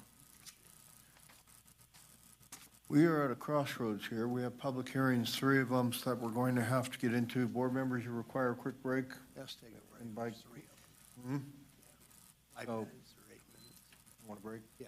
Okay, we're gonna make this a quick break because we have a lot of business to take care of. Let's try to get it done in 5 minutes and be back here, so.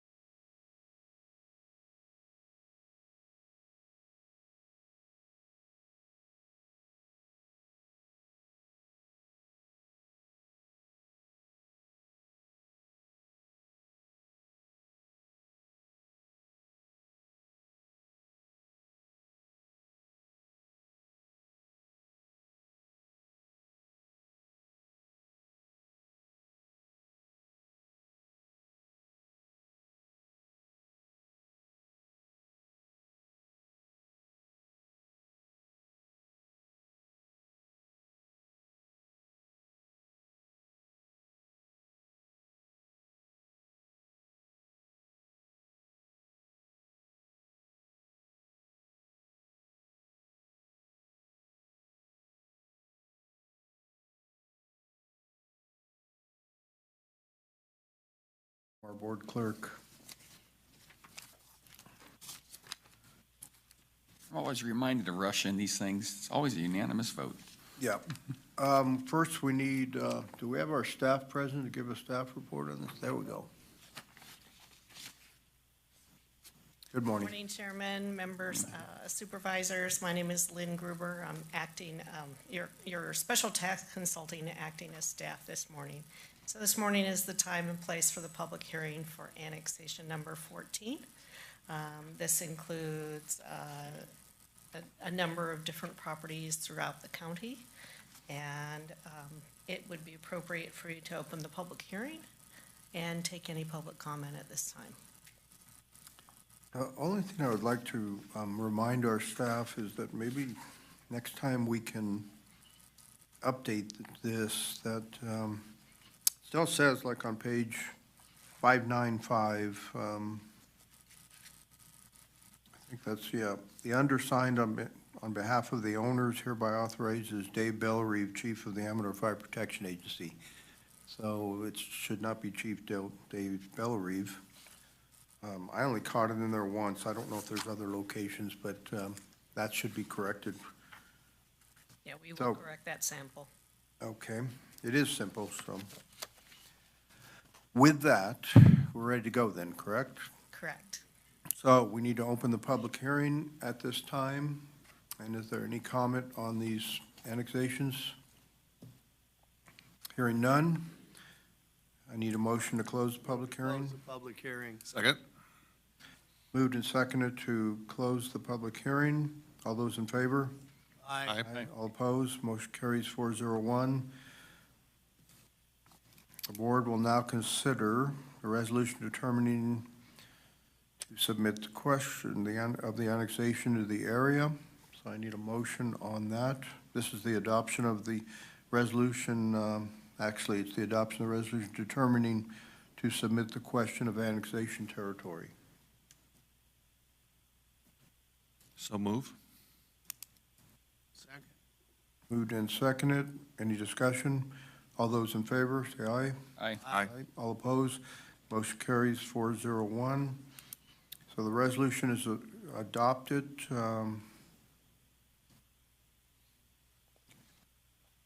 We will now go to our board clerk and conduct the election.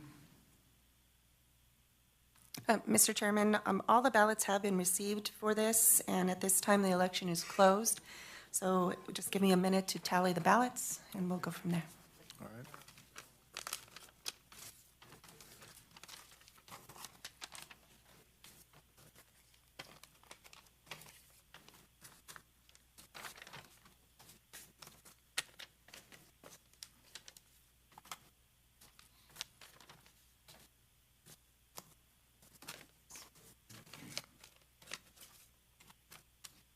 Can you hurry? The suspense is killing us.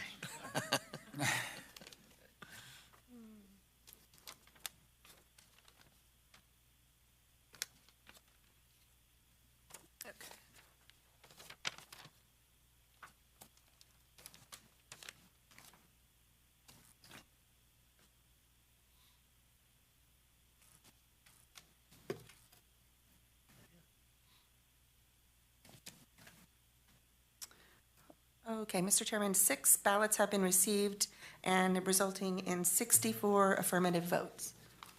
Okay, thank you very much. So now the board will consider our second item, adoption of a resolution declaring the results of the special election to annex certain territory into the Community Facilities District 2006-1. So, second. Moved and seconded to approve the adoption of the resolution. And any further comments? All those in favor? Aye. All opposed? Motion carries 4-0-1. Thank you. So we'll move from there on to our second public hearing. This is for the 2022 fuel surcharge rate adjustments, along with a maximum annual increase of no more than 2% per year for the period of January 1st, 2024 through January 1st, 2027. and 2023 refuse rate adjustments, along with a maximum annual increase of no more than 10% per year for the period January 1, 2024 through January 1, 2027. Mr. Gardner. Chairman Forrester and members of the board, good morning. Good morning. Morning. Good to see everybody. Sorry Frank couldn't make this. One thing I need to bring up that ACES staff has reminded me, it is on the notices we sent out, but also that the fuel surcharge will become effective October 1st. And I didn't put that in my summary in the subject line, and it didn't transfer to the subject on the agenda. Okay. But it is in the notices. I think possibly now would be a good time to open the public hearing and take comments from the public, unless you'd like me to go over further anything that's in this packet. We did discuss all of this on July 2nd and set up the public hearing. We sent out the public notices on July 15th. I did hand you a tally sheet. 7,137 notices were sent out countywide. We did receive 3 protests back, all from rate zone 3, all asking that the increase not be approved. Okay, thank you.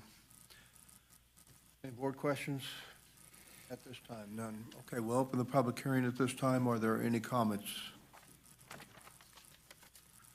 Hearing none, I need a motion to close the public hearing. Move to close public hearing. Moved and seconded to close the public hearing. Was that you, Brian? That's the motion. On the motion was Supervisor Brown, second by Supervisor Onetto. No. I would have been the motion, so if it's Brown's a motion, then Pat would be the second. Okay, very good. Mr. Chairman, we do have someone on Zoom with their hand up as well. Okay.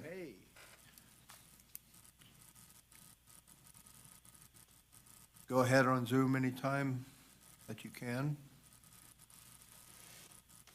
Ms. Beck, go ahead and unmute yourself on your end.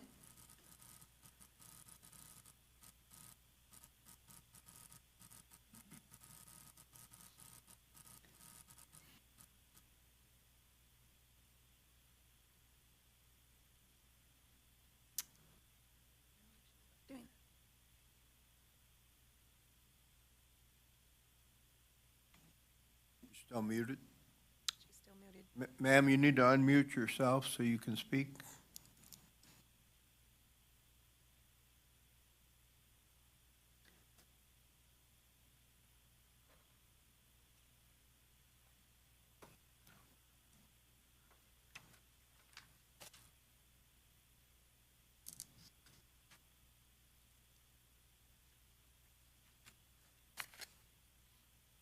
Okay.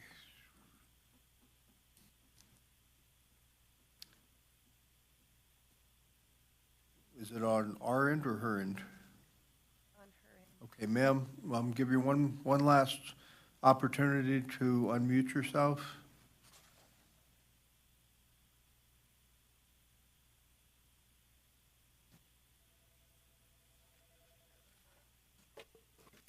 Hi.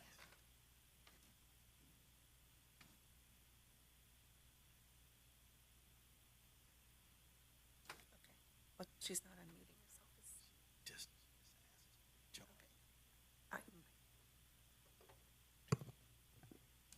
We don't want to exclude any public comments, so we're just trying one more time to see if we can get it to Yeah. work.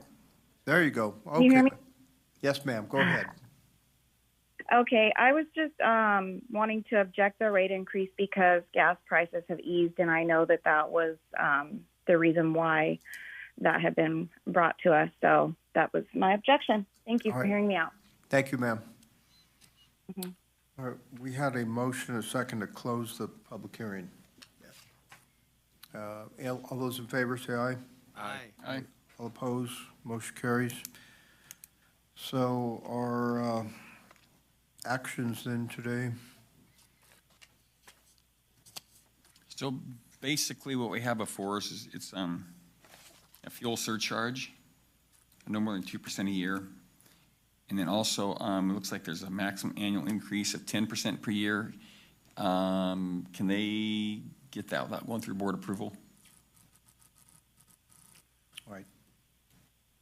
For the 2024 through 2027? Yeah, the idea is just to prevent us from having to go through the Prop 218 process again during those years if the increases do not reach those levels. Okay. So if they do reach those levels, then we would go through the Prop 218 process. Nevertheless, if there are rate increases, it will all be vetted out and brought to the board prior to anything being done, so. And hopefully we can stay under those 10%, but I would say good luck there. It's with the new regulations, more regulations coming down and just the cost of fuel and other impacts, it's going to be very hard to not have future rate increases, unfortunately. I've been watching the Little Hoover Commission has been doing some hearings over the SB 1383 impacts on the state. And the head of Cal Recycle came on and said that on average, bills have gone up 10 to 20% just from the SB 1383 increase alone. And I know I live in Sacramento and my bill went up that much, plus I have another garbage can now, so it actually went up more than that, which I pointed out to our gal from ESJPA, that they left out the fact that the rates may have gone up, but they're also making us take another garbage can as well, some of us anyway. So, yeah, the costs are continuing to go up. Well, the state was trying to push that back, saying, no, we haven't raised rates. And all the rural counties were saying, yes. Right. We are having to do it because it's to do what a city is easier to do is harder than in a rural county area. And that was the one thing I was kind of surprised that the Hoover Commission was actually siding a little bit more with the rural side of the. I think they're understanding, yeah. Yeah. That I know Madera initially had done their study and their impact was going to be almost 100% increase in their rates, and their board didn't want to put it through. And they still haven't done it, but obviously they're going to have to do something. But I mean, yeah, it's significantly higher in some areas, and they're not anywhere near as rural as we are, so it's difficult. I don't know how we get around it, to tell you the truth. There's, the state has no comprehension. And the Little Hoover Commission is one thing, but the Little Hoover Commission is not the legislature. Right. I've seen the rate increases, Right. issues that make our rates go up, so. It just made me feel good that somebody else was kind of agreeing with a rural area. That was the biggest thing that I was surprised at. With that, is there any public comment on this? Hearing none. Board members, I need action then. Yep.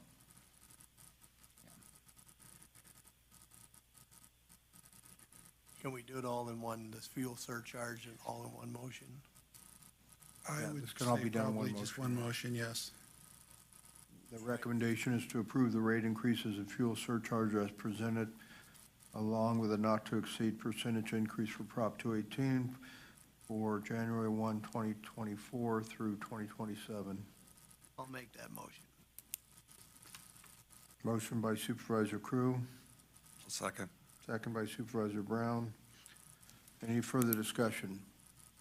All No. those in favor? I will send a discussion. Like I said before, I still have heartburn over it. It's a lot, 40 to 50% in 4 years. Like At you some hear point- what Madera County is up against, 100%. Yeah, no, I'd like to see ACES working, trying to keep those rates down, whatever you got to do. Because it's a lot of people are feeling the pain, and I'd like to see a little bit of pain go ACES' way. So, Well, the one thing we could do is universal waste collection. I don't know if the board wants to take a look at that again, but basically that would make everyone in the county subject to waste collection. Think about it. It would probably help stabilize the rates a little bit. They're still going to go up. It would, I'm not sure what percentage of the county, ACES would have to address that, what percentage of the county takes the hauling right now. But if you spread it out over a larger base, it's going to reduce the rates some. That's just. Maybe we could have someone from ACES address that. I mean, it's a thought. I've been seeing a lot of couches laying around. Well, I guess couches wouldn't qualify. it's also a lot of ratepayers, a lot of people that like making that Saturday trip to the landfill or to the transfer station, really don't like that, being forced into waste collection. Good morning, Morning, Paul. Chairman Forster and board members, Paul Molinelli Jr., ACES Waste Services. And I would, if I had to take an educated guess on the people in the county who have garbage service, I would probably put it somewhere around 70%. That high? Okay. Yeah. So 30% might help a little bit to stabilize rates, It would, every little bit helps. It would help. but it's going to probably tick off a lot of people too. It probably, that's, yeah, 30%, it's 30%, remember 30% is not 50%. Right. So. Yeah. Now you're counting votes. Right. Okay. Thank you, Paul. All right, we have a motion and a second on the staff recommendation. Any further comments? All those in favor? Aye. Aye. All opposed? Nay. All right, motion carries 3-1-1. Thank you. Thanks, Jeff. All right, item 5C, discussion and possible action. Hey, Jeff, come on back for a second. You know, people are paying a lot on rates. You might want to tell people what they can get for free sometimes, besides the booth that was just held at the fair with free items. Well, we do have, we do offer, the Waste Management Department does offer free tire collection 2 to 3 times a year. We were doing it 3 times a year, but we're probably going to drop to 2 because we didn't get much participation last time. And we also, at those events, we will take in e-waste. We will also give away more free used oil, recycling, paraphernalia, oil containers and funnels and things of that nature. So I know ACES also offers to people that do take the waste hauling free, I think 1 free or 2 free, I don't want to get the number wrong, but some amount of free trips to the dump. I think it's 1. They can take as much as they want or something one time. I'm not sure how that works. And then ACES also sponsors in each one of the incorporated cities. I believe they have free cleanup day as well, once or twice a year. I know in Plymouth we used to do it a couple times a year. ACES provided all the dumpsters and everything, and the city would go around and help the people clean up stuff and clean the cities up. So. Yeah, and depending on who you see at the gate when you go in at the transfer station, one young guy wasn't very nice to me, but the next time I went in, it cost me $18.50 because most of my load was recyclables. Okay, So right. that all depends who's at the gate, though. Well, and if you have recyclables, you need to let them know when you get to the gate, so you can unload that too before you get caught with whatever else you got. So. Yeah, and so the household hazardous waste at Buena Vista, you can take your batteries in, you can take your paint, used paint and oil and all kinds of stuff. We got a lot of stuff you're reminding me of now, yeah, and also upcountry now, we're having a very successful campaign of collecting batteries and fluorescent lights and CFLs at the upcountry hardware stores. I'm continuously going up there to, my vehicle is in the shop right now, and they keep calling me from the hardware stores to come get it. They're overflowing up there now, but also at Meeks and Lowe's, they also take batteries and stuff like that. Fluorescent bulbs and household hazardous waste 2 Saturdays a month. Anything you got practically will take it, other than nuclear waste and things of that nature. And maybe we need to advertise that a little bit more with ACES and get the good news out that there, while you're paying increased rates for garbage collection, there are a lot of other things that are free out there. Other benefits, correct. Thank you. All right, thank you. Now we'll go to discussion and possible adoption of the 2022-2023 fiscal year final budget. Mr. Riley, you're going to do a modified version I'm here? going to do a short and sweet version of the update. The last time we talked about the budget, pretty much everything has remained the same in terms of spending. Revenues came in a little bit higher, and the carryover came in higher than we had anticipated, and the carryover came in higher, and we've had a couple things, revenues came in a little bit higher, too. So just run through it real quick. Get that. It's not working. There we go. So what I've got here for you is a $53.9 million general fund budget. General fund budget last year was 49.3, so obviously we're up significantly. The contingency's been set at 1.2 million, which is 2.37 million, or 2.37% of the general fund expenditures. The old reserve showed 7.74 million in general fund reserves. Payroll reserves were set at 1.15 million. That was the money we had saved when we shifted to biweekly pay periods, because down the road we're going to end up with an extra pay period.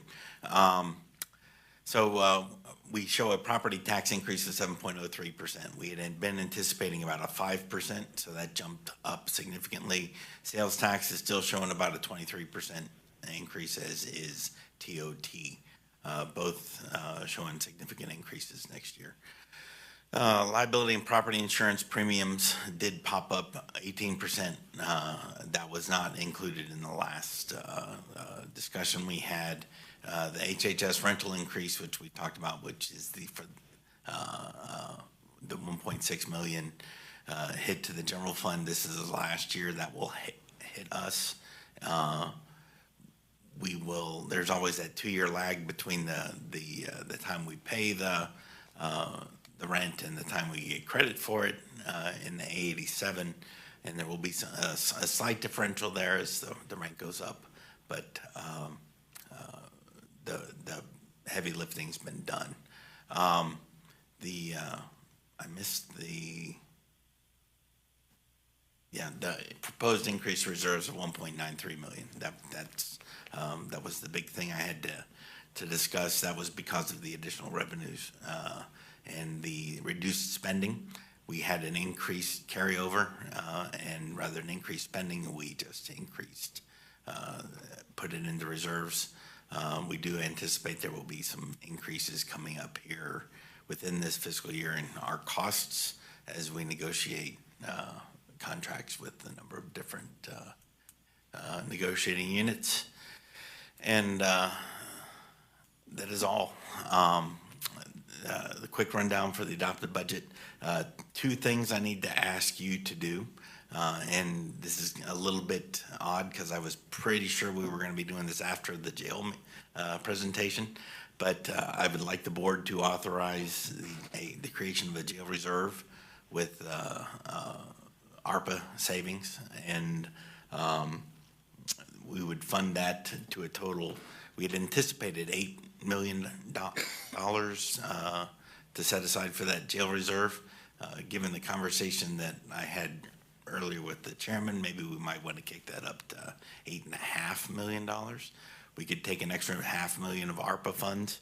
Right now, we're proposing to take 1.6 million in ARPA funds. I've been saying more than that, but it is only 1.6 million in ARPA funds that we need to get that jail fund up to $8 million. If we take a $500,000 extra, we could put that jail funding at $8.5 million. So up to the board. on that one. We would, I also would like the board to give the auditor the discretion to shift those funds into that account at any time between December and June of next year. Right now, we are using those funds to, as cash flow to, until the property taxes start coming in December. So, And the account, again, is the jail construction? it would be a new account called the jail reserve account. You need 2.1 million in there now, that, Right now, well, right now we've got 3.5 million in there from the local, the CCP.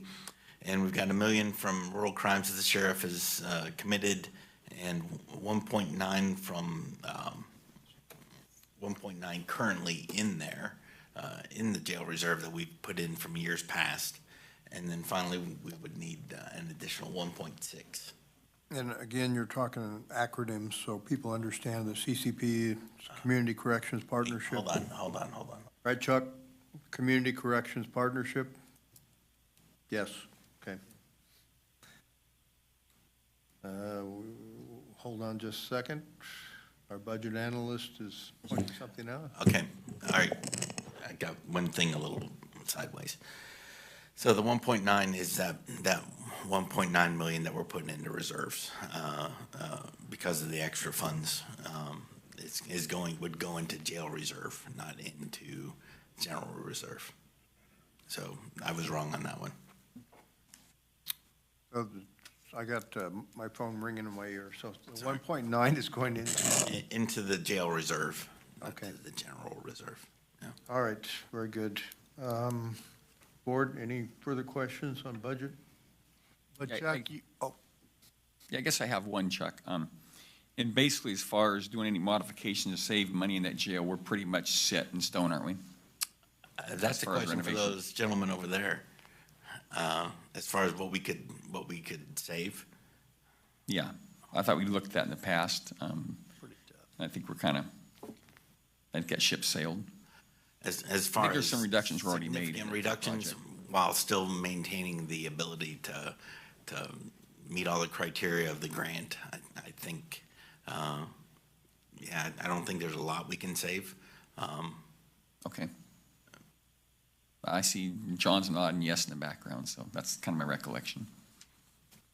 I'm just a little concerned, that's why I wanted to pad that, and I'm not even sure that's enough, based on what other counties have had to endure with the Office of the State Fire Marshal, but another 500,000 may help. I have no problem with that at all. I would rather take the ARPA funds and use those for the jail rather than the county's reserves. Oh, yeah. so you need 1 million out of the ARPA fund? That's what I would like to take, Instead of yes, sir. 1.6, okay. And give the auditor the ability to shift those between December, Yeah, as she deems appropriate. okay. And we can obligate those, I mean, if it comes in shorter, we can unobligate them, move them to different areas. Yep. No. So we have a couple items for the board to vote on here, including the final budget, but any public comment before we move on? It is a public hearing, I guess, so open the public hearing. Does anyone want to make any comments? I didn't hear any, so I need a motion to close the public hearing. Anyone on Zoom? Second. Moved and seconded to close the public hearing. All those in favor? Aye. Aye. All opposed, motion carries 401. Now on the motion to approve the budget along with the transfer of the ARPA funds. Yeah, make a motion to approve the budget as presented with the one change of the ARPA funds of another 500,000 to go into the jail reserves, and authorize the auditor to shift those funds as needed at her discretion. Second. All right, moved and seconded. Any further discussion? All Yeah. those in favor? Aye. Aye. All opposed, motion carries. I'd just like to say one thing. for people listening out there, we had gotten a grant to renovate that jail of about $17 million, and everything looked really good. And then the county got sued under CEQA. And it's been, what, about 7 years probably? We've been, That took about 5 years. was it, okay, well, say 5 years. It's been a long time. And it's cost us a ton of money. It's raised the cost of this project up to where basics it's in the red. And I think CEQA needs to be modified, and this is a perfect example why. That's part of the problem, and we'll talk about it more under the jail next, but the rest of the problem is dealing with the state agencies that have caused really long delays in the process. So with that item, our public hearings are concluded. We'll move back to our regular agenda and go into our jail construction, jail expansion progress report, information for discussion and possible action. We have a lot of items to consider here. And John, you might want to introduce everybody that's with you today. Good morning, Mr. Chairman, members of the board. John Hopkins, General Services Director. I have here today to talk about this topic Sheriff Redmond, Mark Oliveria, who is our Facilities and Project Manager, Eric Fadness, who is our Architect of Record, and Lance Dufrey with Vanner as our Construction Manager, our CM. So, yeah, there are some items here. I'm going to try to get through this as quickly as possible, but obviously there'll be some discussion of the 9 key issues that I pointed out in my memo. The first is the plans for the ADA improvements and demising wall. Originally, we had those incorporated into the project as one with the idea that we were going to save some money there doing that, but this last year, the state requested that we pull those non-reimbursable portions of the project out of it. It is our responsibility. There are non-reimbursable, but they are required for the project as the project triggers those. So you have to approve those plans and specs before we go further, and the idea is to do this work prior to the jail expansion project to avoid conflicts between the 2 contractors that we would hire for the project. So that's the first action or consideration that is on in my presentation of what we're projecting, the opinion of probable cost of the project, and where we're at today. Next slide. Why don't you go ahead and introduce yourself just so the public knows who's speaking. I'm with Vanner CM. We're providing PMC services, managed design and construction for the county. Again, quick synopsis of the cost estimate and the budget. So going back to July of 2016, when the SB 863 funds were awarded the county, the state reimbursement was $17,179,000. You had $633,000 roughly in matching funds with an overall 17.8 or $17,811,699 for the overall funding of the project. Next slide, please. So this slide is the evolution where we're at now. We last presented to the board about this time last year, identifying, the delays that were caused predominantly because of the CEQA appeal. And we were looking at that point at the number is covered on the bottom, but about 4.4 million deficit that the county would have to kick in. Since then, we've had about another year delay. Basically, the state has told us that we had to start over our state fire marshal review and overall state approval process that's delayed us another year. And with that, we're projecting our opinion of probable cost is that we're at about $19,066,000 for hard costs, $4,528,000 for soft costs, with an overall project cost of projection of about $23,594,000. That's where we're at right now. So What that means is that we're projecting a deficit that the county would have to cover from when it was funded back in, July 2016 till now of $5,782,000. And that's up again from last year. Unfortunately, I can't see the number, but I think we're about 4.4 million. So we've seen that, pretty substantial increase. A lot of things have happened in the construction market since July 2016. We've seen really a takeoff in the economy coming up to COVID, really high escalations, and then we saw things kind of back down through COVID, and then we came screaming out of COVID with some pretty high inflation and a lot of escalations, increased escalation costs that we haven't seen before. Next slide, please. So within that $5,783,000, we'll call it projected deficit, the design definition, where did those numbers come from? From, back in July 2016. They were really, as the picture became clearer of what we were building from a conceptual estimate to 100%, construction document estimate, that attributes to about 1.276 million. Labor and material increases, or escalations for a 47-month delay. That was $3,732,000. And then we had a COVID factor that we're still carrying of about $305,000. And then we had soft cost increases, increased time for, A&E services as well as CM services. Other related projects that John had mentioned earlier that the state will not allow us to bid together, which is unfortunate because it will drive up costs.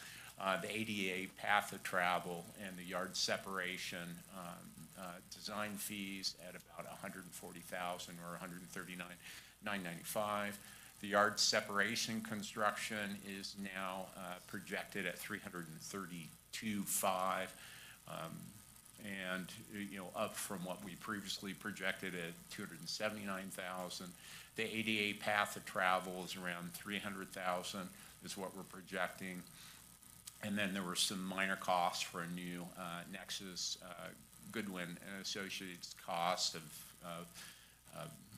about $4,000, with a total right there around $750,000. The grand total delta is $6,556,000, and so that add in the required match, you're looking right now at an overall county cost of about $7.2 million. Is that pretty common, the yard separation? They won't let us bid those together, or is this kind of an isolated case when you come to bidding projects for jail construction? Eric Fadness with Nocton Lewis. To answer that question, that was, we had intended to bid the yard separation with the jail project, that would be one unified project. But as we went through the fire marshal review, it was brought up by BSCC that the Department of Finance would not want those projects to be bid together.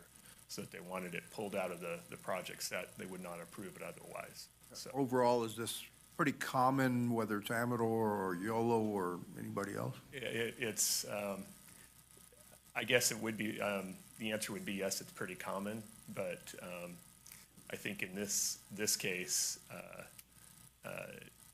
it was kind of an unfortunate circumstance, because, we had planned that into the drawings and into the, production of the construction documents for the project. And so all that time and effort had been put into, putting the document set together, and then we had to pull it all apart. Had we known at the very start that the state was not going to allow that, then we would have certainly not. You're not going to say it, but I'll say it. It just doesn't make any sense. Yeah, that's right. Thank you. Sure. There was a question that Supervisor Oneta asked about. We do have, are carrying 3 alternates. In the event that the bids come in very high, we would be able to reduce further. We did look at value engineering, cost reductions, and anything that we could remove and still be within the envelope of the approved funding, and did make some adjustments, and then created these deductive alternates as a means to lower their overall costs. And that has to do with the PV system that isn't required by BSCC or the state, or potentially landscaping. The planning could be pulled out and done as, I think, a GSA project is what we were thinking potentially, and then FF&E had the potential of being pulled out, bid differently. Well, and landscaping is fairly minor because we do have the obligation for the mitigation of trees that has to go in.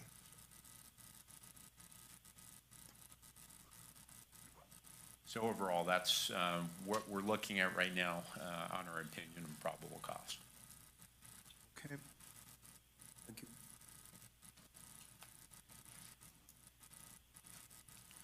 Questions at this point, members?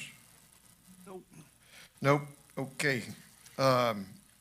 So those costs were important to me to bring to you to make sure that you understood what we're going to be spending in the future. And I think you probably gathered, or nobody's ever actually said it just yet, but originally when we started this project, there were no general fund dollars. We were at 0 when we started this. The capital facility fees were going to pay for it, and the lease revenue bonds were going to pay for this project.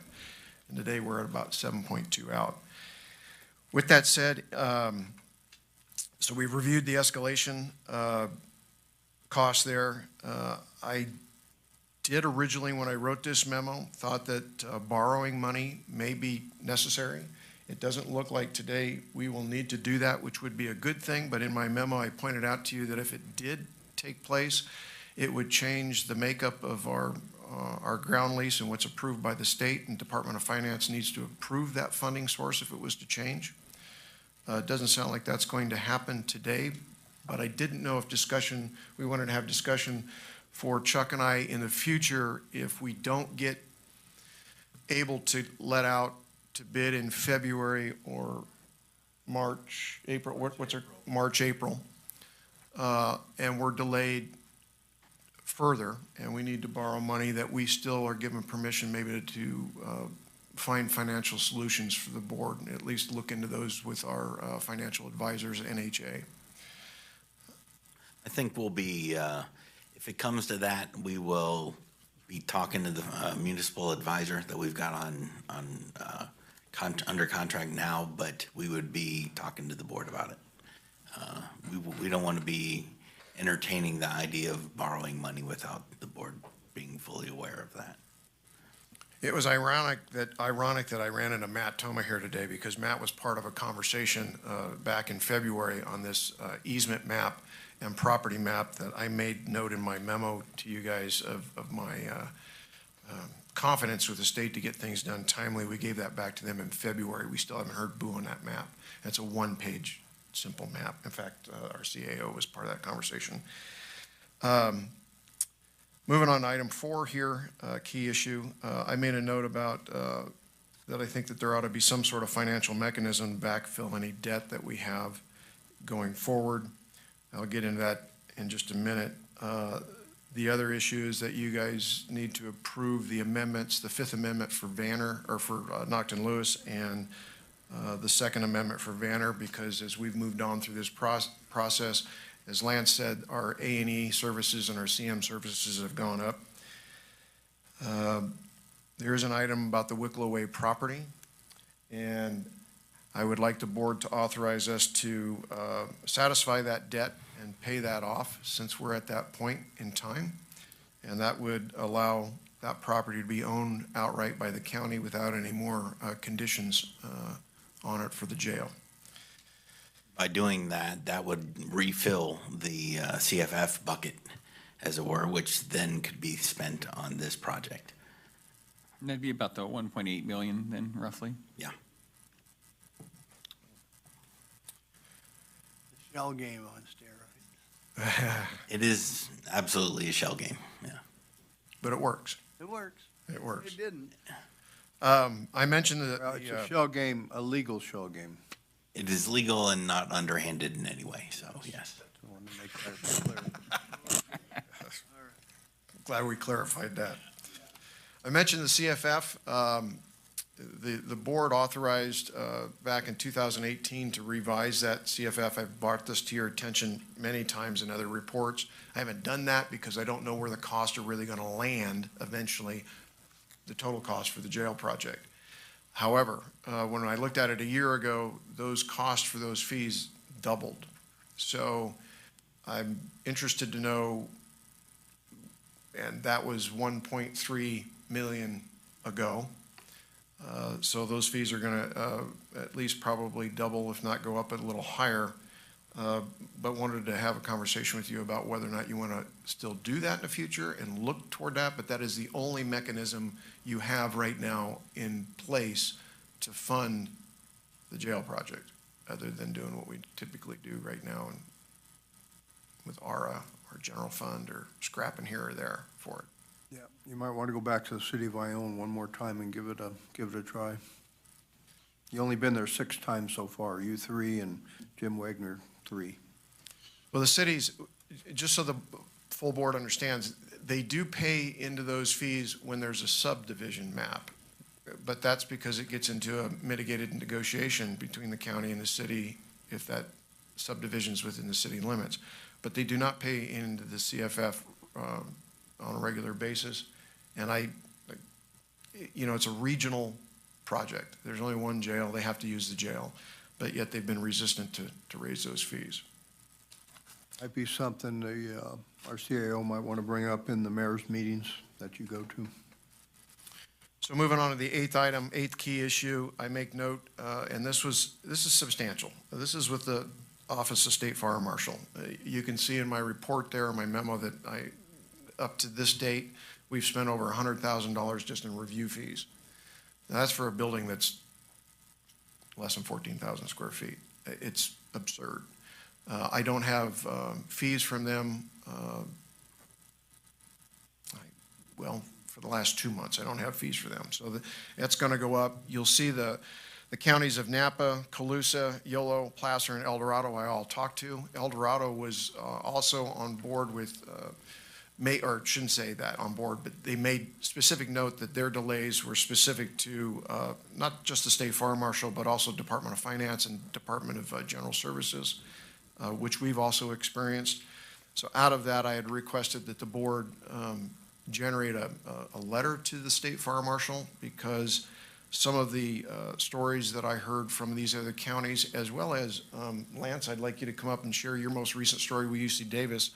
I'm really concerned about those costs and what they'll do to this project once we break ground. You want to elaborate on that? At this point, we're not just putting a story together, we're building a record, the way I look at it. It's a record.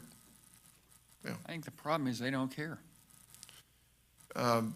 They may not care, but I don't think any, as I had mentioned to Supervisor Forrester, throughout this whole process, the board collectively hasn't given notice to anybody throughout this process. And I think it's time that you guys be heard. I could use a little help. I'm getting a little laryngitis every once in a while from yelling at people. But to make your conditions known, I think would be good. I would draft a letter on behalf of the board, share it with the CAO, and between the CAO and the chairman, if it was approved, I'd send one out to the State Fire Marshal's office, and I'd send one out to the Department of Finance. Yeah, more times than not, we do see the State Fire Marshal potentially driving actual changes, costs to the project, as well as schedule delays. I just finished a project that actually one of the State Fire Marshal or Office of Fire Marshal reviewer did actually initially review the Amador Jail expansion, where we were at 85% construction, and come out and had a different interpretation of occupancy loading, in an A assembly, which means really rooms like this, which forced us to do significant rework, at 85% complete, after it had been reviewed, multiple times by multiple different layers of review. And I think a preemptive discussion or even letter to the Office of the State Fire Marshal might be in order to do our best to prevent that from happening. I think both, a discussion and a letter. I mean, we're trying to do our best. The way I look at it now, we're trying to do our best to avoid litigation with the state. And if they want to keep pushing the envelope, we can't afford another $1 or $2 million on top of what we've already spent.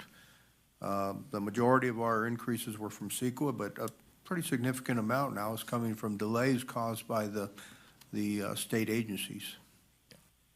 Now with that, the most recent review, Eric, I'll probably have you talk about this, but I think there were 8 items left to talk about. Come on up here. Out of those items was because you didn't bind the document? Well, one of those was a comment about that. Yeah. But we were expecting that, we were submitting a set of plans that would be signed off at that point. But then we received, the 8 comments, of which we're down to 2 that we're waiting for a response on. So, so it's been a little frustrating to see the continuing layering of comments as we try to close and, get to the point where they could author or sign the set of drawings, approve the set of drawings. So, we've documented that entirely along the way through the number of reviews that we've had. And I have to say that probably 75–80% of the comments that were received were really not valid comments, that we had interpreted that those comments, based on our knowledge of the code and our understanding of, the fire and life safety requirements for buildings, that those comments were not really relevant to the project. So yet we still had to take the time and effort to respond to those comments. And so it just seems as if our input, our responses are not being heard by the State Fire Marshal, that they continue to just delay. Yeah, what I find frustrating is our 2 state organizations, CSAC, RCRC, our legislators, the media that we've talked to, none of them seem to go up against the Office of the State Fire Marshal and question their practices, because they're somewhat of a rogue agency, if you ask me, that just feels they can do whatever they want to do. YOLO went as far as to bring in an outside inspector to pre-inspect before the inspector from their office came in, and they still ended up $2 million more than where they were. So that's what I'm afraid of is going to happen in our project. I don't know if all of our letters and discussions will help, but it sure can't hurt. Well, when we talk about critical path, Eric and I and Lance talk about that all the time. There were 2 that we mentioned. One was the State Fire Marshal's office. I think they're close to getting that closed, but Eric had also mentioned that the other critical path was Department of Finance and getting our ground lease done. So I'll modify what I give you guys here, but I'd like 2 letters to go out, one to the Department of Finance and one to the State Fire Marshal, because if we're going to get this thing out to bid in January, February, maybe open up in March or April, we need to get things done. Eric or Lance, is that individual who does the inspection for the Office of the State Fire Marshal, that cannot be the same person who's been with our project all along up to this point? It usually is not. Yeah, the inspectors are independent of the reviewers. So. And the reviewers are not always fire marshals. They're not always, they're architects or engineers that have been brought on to do the code reviews. So I think that's where the differences are, that the code reviewers, the plan reviewers are not really authorized to do inspections. And I think part of the problem too is those people, as long as they keep it up in the air, there's employment. If they say it looks good, their job goes away. We saw that with Caltrans a number of years back, looking at a project, they kept sending back to county, and they wouldn't say what was wrong, just problems, fix it. So I think the 5th time back, head of Public Works finally said, I can't find nothing, this and that. And the guy said, oh, it's fine. So I think they're just checking the boxes. I'm inspecting. So It costs us a lot of money. what YOLO did was not effective in stopping the issue. Can you see any other way to get around that? To stop an inspector coming in and being really a problem? I have never seen a project clear inspections without some sort of construction change occurring. In all of my years of experience with construction, it has not been any different. So, some very significant projects, and those costs can really add up because they often find things that even though we differ with the opinion of the inspector, they often find things and they decide that they're going to insist on it. So there's no recourse to push back on that. Yeah, and quite frankly, I've never not see it that way, and I've not seen us proactively deal with it because we've never had owners that were engaged, and at that point in time, we're trying to get the project done. And being proactive and asking the question up front and having the discussions, I think is valuable effort, and I think that we could potentially head off some of it, if not incrementally. Okay. All right. So is there any public comment? Sheriff? Well, Sheriff, you ready for this? Supervisor Forster, before we go, add one other item, that was just the timing of when we put this out to bid. Lance, you want to yak about the timing of when this would, or be hopeful to go out to bid? Yeah, it'd be somewhere around Christmas that we would start to advertise this and get it out on the street, is what we're projecting as best we can project the speed at which, or even the schedule of things being approved through the Department of Finance. We're seeing some softening in the market, as we see the Fed pull back on the interest rate. Potentially that will help us, but there is still plenty of money out there, state money that's already approved in projects, and Sacramento County is very busy right now. There's a lot of construction that is slated to start, and that will still push on us here. But we do see the market improving, but to what extent is still yet to be seen. Along that same line, I was talking to some old general contractors, and they were telling me how in the years past, subs would not return their phone calls and couldn't get them lined up, and they're having the subs now calling them looking for work. I guess the question I have is how long could we delay this without causing substantial costs? I don't think delaying it any further is wise at all. I think we need to get it out as soon as possible. That's my recommendation. I don't know if Eric and Lance agree with that. I do. Okay. Wholeheartedly. It's just more escalation that we're looking at with inflation. The cost of everything's always increasing. So the sooner we get this out on the street, get a bid, get them under contract, and get the project started, I think that is the best interests of the county. Not to mention, the longer it sits, then it starts becoming stale, and you never know when a state agency is going to want re-reviews of something that's been reviewed twice already. Well, I think at the end of this year, Eric, you correct me, didn't it go into a new code change? Yeah, so we want to get it done. So, okay. With that in mind, the Office of the State Fire Marshal, once this is set to go out to bid, he can't bring in new code changes then?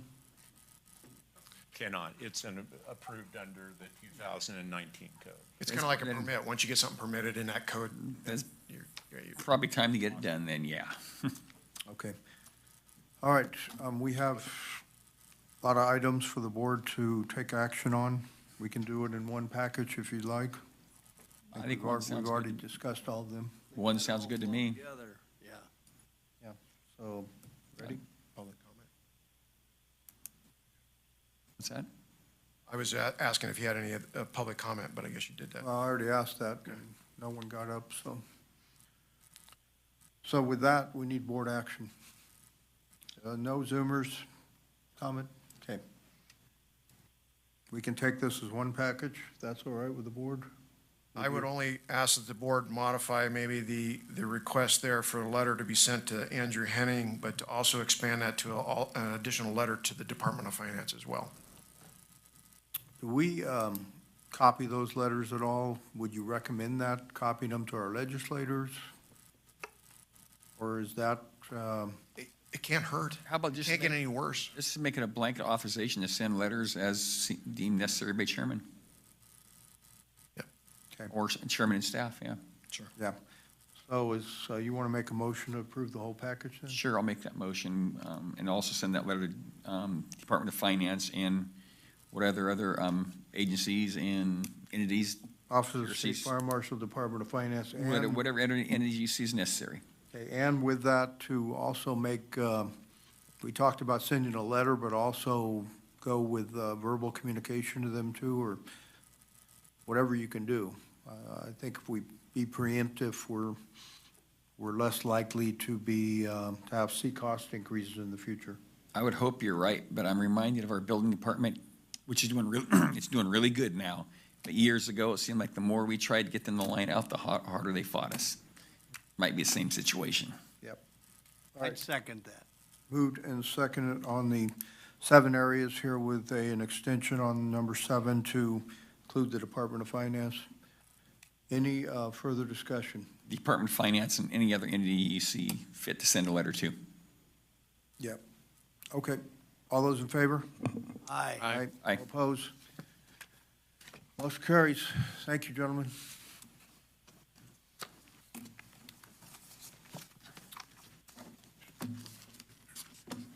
We will move to item, we said we were going to take item 4F. Chuck?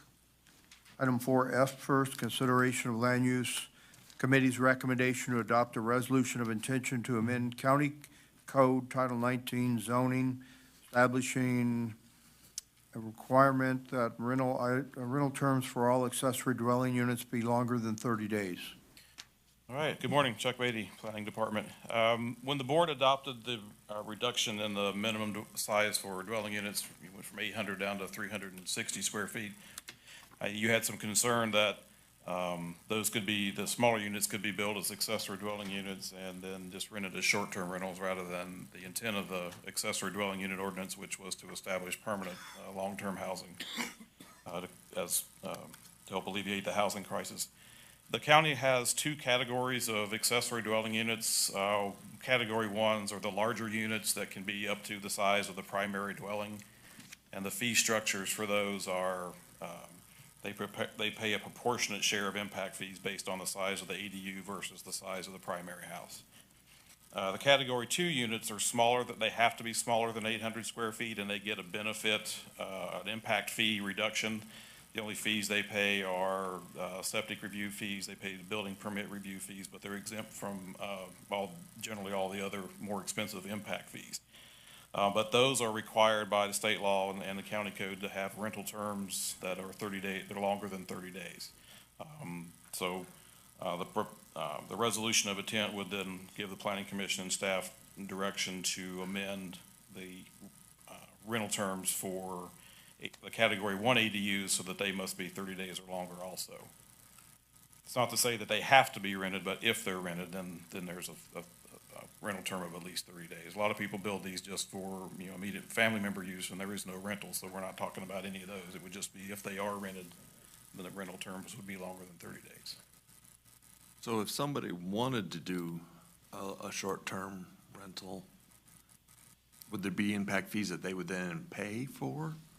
Wouldn't affect the impact fees, but they could still, because the county doesn't have a short-term rental ordinance, they could still do that in their primary dwelling. In the primary dwelling, but not the auxiliary? Correct.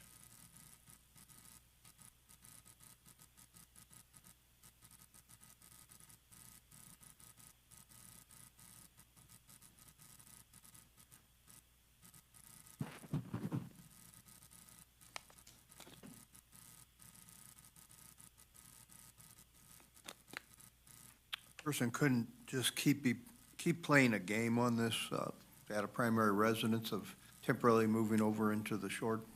I don't think anybody'd want to do that, but never know. There's always that possibility. You know, the fee structure for the larger ADUs, like that, you know, I said it's proportionate to the cost of the size of the primary house. At some point, there's somebody's probably gonna wanna build an ADU that's larger than the primary house, then they would be paying over 100% fees on those. So then you just change the name of them. The primary house then becomes the ADU, and the larger house becomes the primary one to avoid that quirk in the fee structure. Yeah, the Land Use Committee took this on, though, as kind of a way to address the issue you brought up during the previous discussion on this. So we're hoping this will be a way to, so that it's not abused. So with that, we have, I've got suggestion action is to adopt a resolution of intention. I've got a question on this. Wouldn't this basically really be restricting vacation rental by owners from being done? It could still be done on the primary house because we don't have a short-term rental ordinance. Just Yeah. can't be done on the accessory units. Because I know a fair number of older people out there that have a secondary unit, and they rent it out as a VRBOs, and it brings them in some income, and they're retired, and that's how they make some money. This would prevent that. Pardon? This ordinance amendment would prevent that. Yeah. I mean, there's kind of a plus minus. I mean, it might free up some more rental units, but the only problem I see is a lot of people I talk to, there's a fair number, they have concerns about renting long-term because some of the renters they get in, they can't get them out in any trash places. So. So with a resolution of intention, this would go to the Planning Commission? Correct. And then back to the board for approval. So, is there any public comment? Hearing none, back to the board.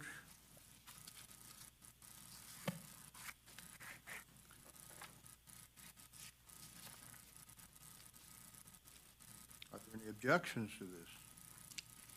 Yeah, I guess it'll be vetted out. I'm not so sure I like the idea. Well, this would, the reason we did it, to address the concern of Supervisor Brown, that people are gonna build all these small units right next to existing developments, and it would be kind of a joke, to tell you the truth. So his concern was you'd have all these short-term rentals being built. This would mitigate that concern. I guess my question would be, have we seen many of them? Not yet, but that was his concern. Well, it was a question, and that was, where are we going with this? And, I've had numerous phone calls of a lot of people have been buying homes up here and turning them into VRBOs. And so this is not stopping that, and we don't have the staff to check up on everything, so it's a weird situation because, again, but I do know some people who live off of the VRBOs. When we talked about restricting VRBOs, what was that, 3 years ago, we had this room full of people that were, questioning that. So it's an interesting dynamics of how we're looking at this. That's part of my concern, yeah. I mean, I'm not so sure, we may not be putting the cart before the horse, and sometimes, yeah, you want to do it before you have a problem, I understand that, but I'm not sure that problem is even on the horizon yet. I think it is. I think it's already here. The VRBOs are becoming a big problem in a lot of communities. It could go to the Planning Commission can vet it out, bring it back here, then it's up to the board. Okay, I guess that's fair enough. To consider it at that point. Yeah. So I need a motion then on the resolution of intention.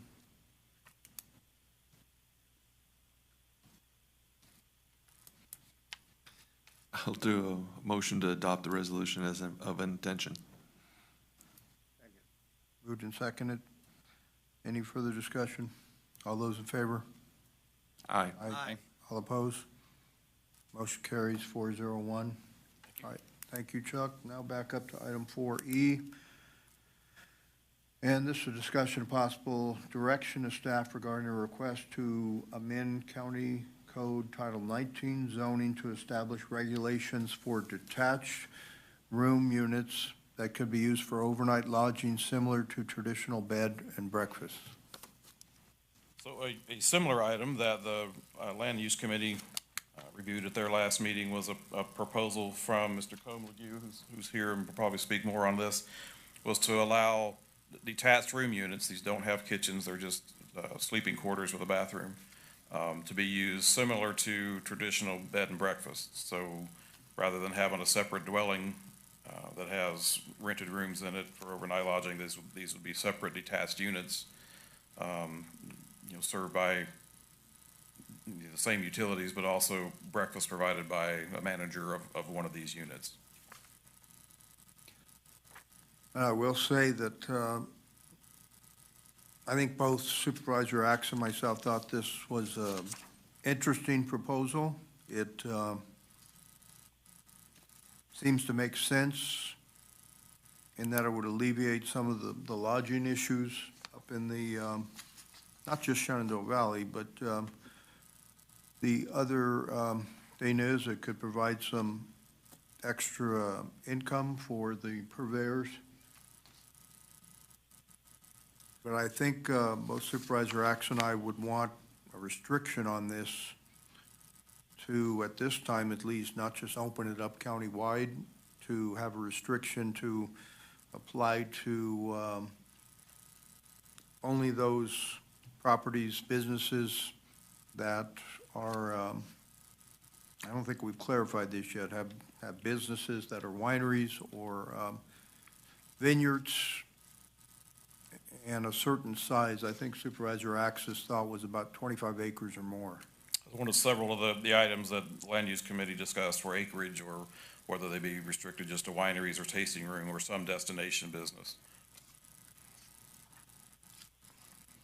And just from a CEQA standpoint, you couldn't do this and a traditional bed and breakfast on the property, because then you're doubling the potential overnight uses. Right. So it'd be one or the other. But I think it's an interesting concept, and I'm not afraid of looking at something that's creative and could assist businesses economically, but also solve a problem with housing too. For those. No, I think it's worth looking at, because there's a lot of people with land or businesses that have land that are looking to basically profit off tourism. And people are willing to come up and pay for that type of experience and probably pay quite a bit of money. It probably could be a good business. I would think you'd have to look at maybe acreage size or type of business. Just, I don't think you want in everywhere. And offset. I don't think we wanted to just do a free-for-all and open it up to any business, any property, whether it be a ranch, a farm, or anything else. On this one, I think we want to approach it incrementally. I think this is a good first step, but we might want to have Home come up and, would you like to speak on this? The only thing else I'd like to add on to is the offset from the neighbors, because this is the same property where we had problems with the neighbors, so. Right. We need to be very careful with this one. And Combe could speak about the location of this.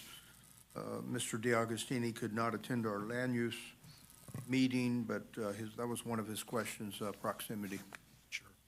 Good morning, Combe Legue from La Mesa Vineyards. It's nice to see you all again, and thanks for having me today to consider this request. So I'm constantly asked by guests visiting our winery, where can we stay in Amador County? There's really not many options for them. They want to spend more money here. They want to spend more time here. It's a long drive to get here from far away Sacramento or Reno in many cases. And so I'd like to address that shortage with this proposal. So I first spoke to Chuck about our zoning and what we could do, and he steered me to a bed and breakfast, basically 5-room dwelling, sort of a 5-room building with a caretaker inside it providing breakfast for the guests. We have a nice spot on our properties. Our acre size is exactly 24.8. on the west side, which is completely the opposite end of our property from Mr. DeAgostini. And the closest neighbor in that area is 1,000 feet away. That's the Swassons, just behind us. It's down a hill as well, which would mitigate sort of any noise from there. And I have my residence right next to that, so I keep an eye on things. So rather than build a single building, what I proposed is to use this term detached room units, which is something that the building department steered me to. And they're basically prefabricated container units. I don't know if we can get a photo of one of them. It was in my submission package there, but they're really nice units. They're inexpensive. We have a photo in our package. Inexpensive. They come kind of pre-built, and you just assemble them on a concrete pad. They would have septic, water, internet, electricity. They have mini split ACs for AC and heat. They're insulated. They have a shower, a bed, and no kitchen inside of them. So what I'm seeking is to amend the bed and breakfast definition, which is kind of it's constrained to the single building, to instead be units that are just placed around. It's a little easier on that side of our property. It's kind of a saddle with a hillside and a little forest there. So I think this would address, here we go. So you can see there's like two containers together. The opening in the middle is a nice glass front. There's siding. There's inside little shower with a bedroom there. People can sit outside and relax. And it's not meant to, you know, cook in or anything like that. So this is not something that becomes multiple kind of dwelling units for people. This is really for overnight lodging. I think this has the positive benefit of bringing the county more income from people staying here longer. Also that it creates less pressure on the previous agenda item, the ADUs. There's a lot of folks converting homes, buying homes in this area, and then 100% renting them out at short-term rental. And I think that's not what we want to try to encourage. It's more of a solution that provides short-term housing, and the size of this unit's only 350 square feet, so it's not really something you can have a family in. So we took this to the land use committee. I think, you know, there was great comments there about maybe suggesting some limitations to try this out. I'd be perfectly fine to be sort of the pilot for this. If it could be something maybe limited to certain size acreage or connected to a winery where we're constantly getting guests asking for places to stay. I think that would help support the industry in a great way, and I do think it's a way to encourage, as Supervisor Onetto said, someone with a lot of land providing an extra sort of income channel for them, rather than giving it to some big hotel chain that will have really no impact on increasing revenue in the rural areas. So with that, that's my proposal. I'm hoping to see this through and pilot this dwelling, this DRU as I call it, and hoping to get approvals for that. Construction's quite straightforward. It's basically through the building department and the fire department. I've run things by them, and they have said because these container units are made to the international standards, they're very simple to approve engineering and plan-wise. I don't know if we've really come up with the acreage amount. I don't know, 15, 20. But we did want to restrict this, as you want to put up 5 with a 6th one for a caretaker. So I think we want to limit it to that amount.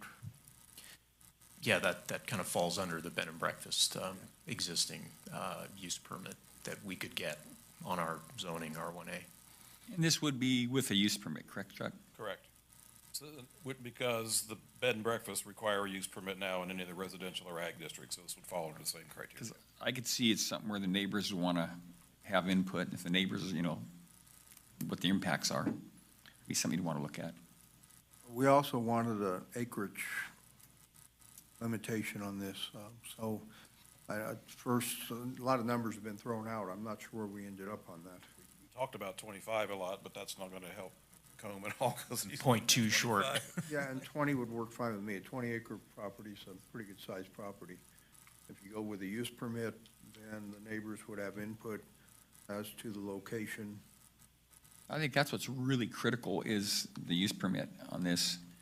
Because sometimes you might find a small parcel where people don't care. And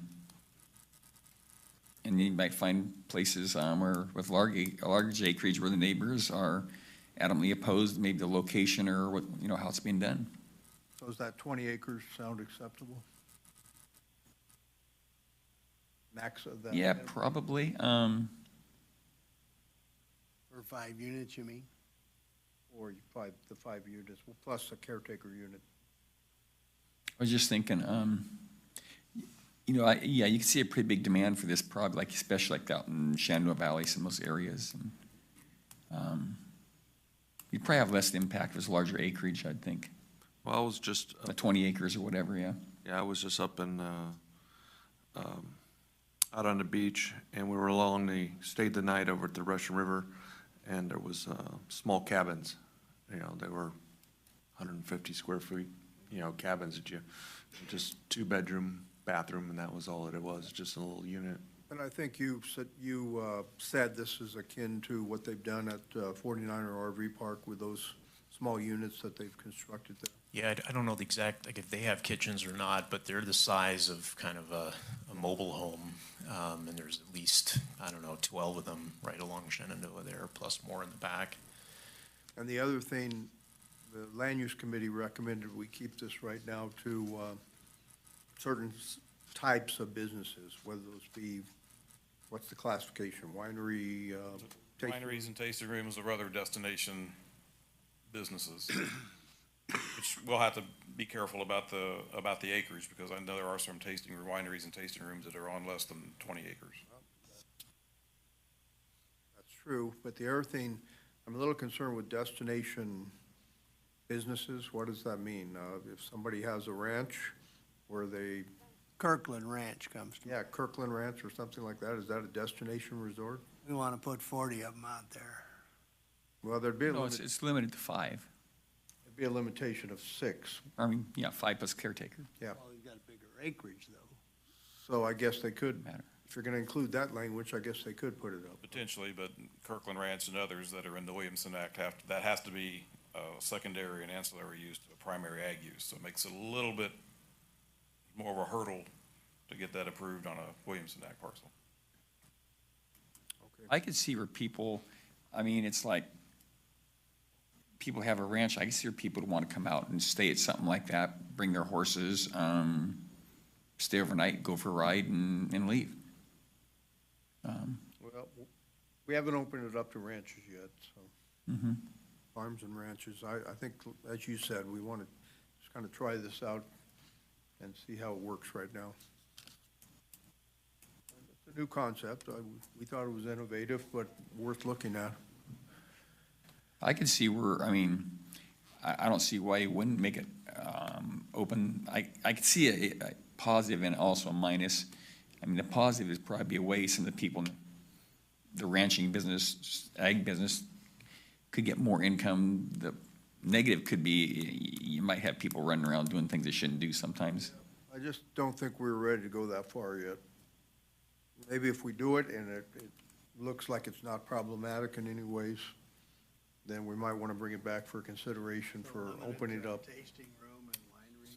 Tasting room, wineries, and destination resorts, so, That's where it gets wide open. yeah. Everybody thinks their place is a destination.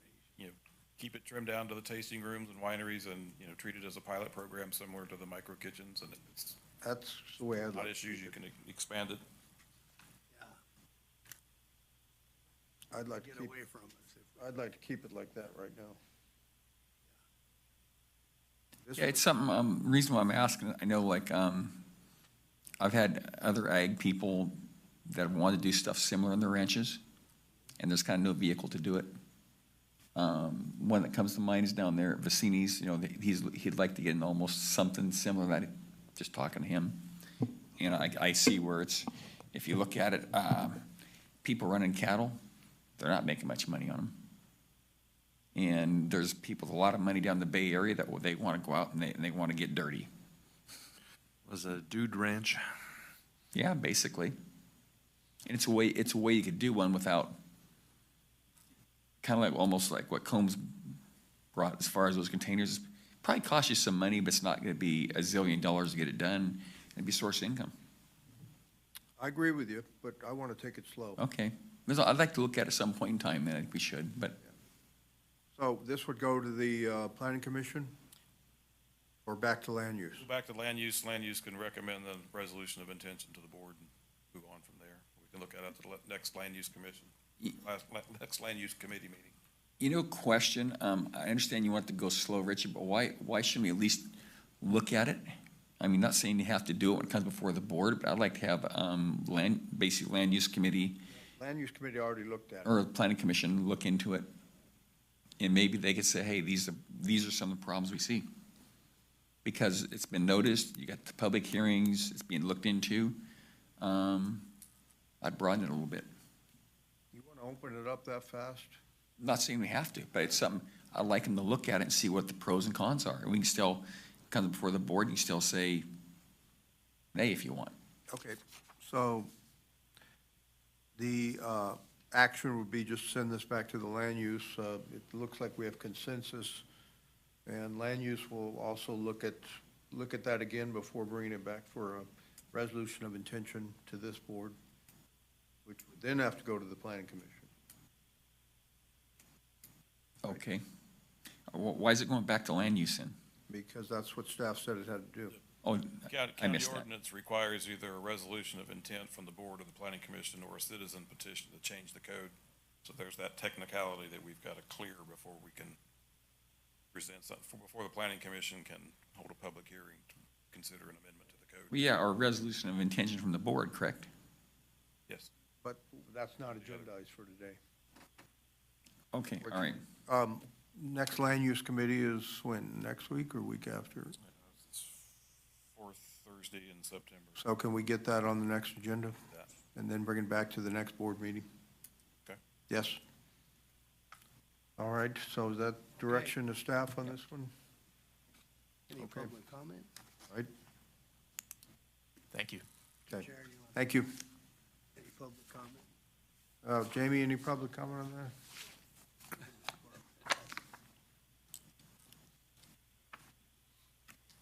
I didn't realize, Jamie LeBanco, Fiddletown, I didn't realize I was the only public left Well, physically you're- in the we room, have but some there's on Zoom. Zoomers too.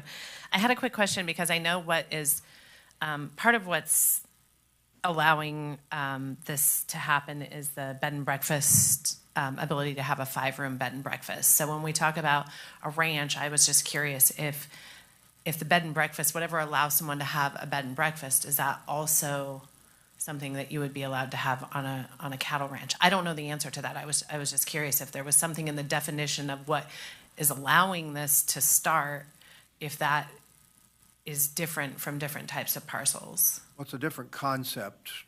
Rather than build a whole bed and breakfast, one self-contained with 5 rooms, this is a different concept. No, I'm curious, I understand that. What I'm curious about is if the bed and breakfast, the allowable use of a bed and breakfast on a piece of property like Combs, which is R1A, right?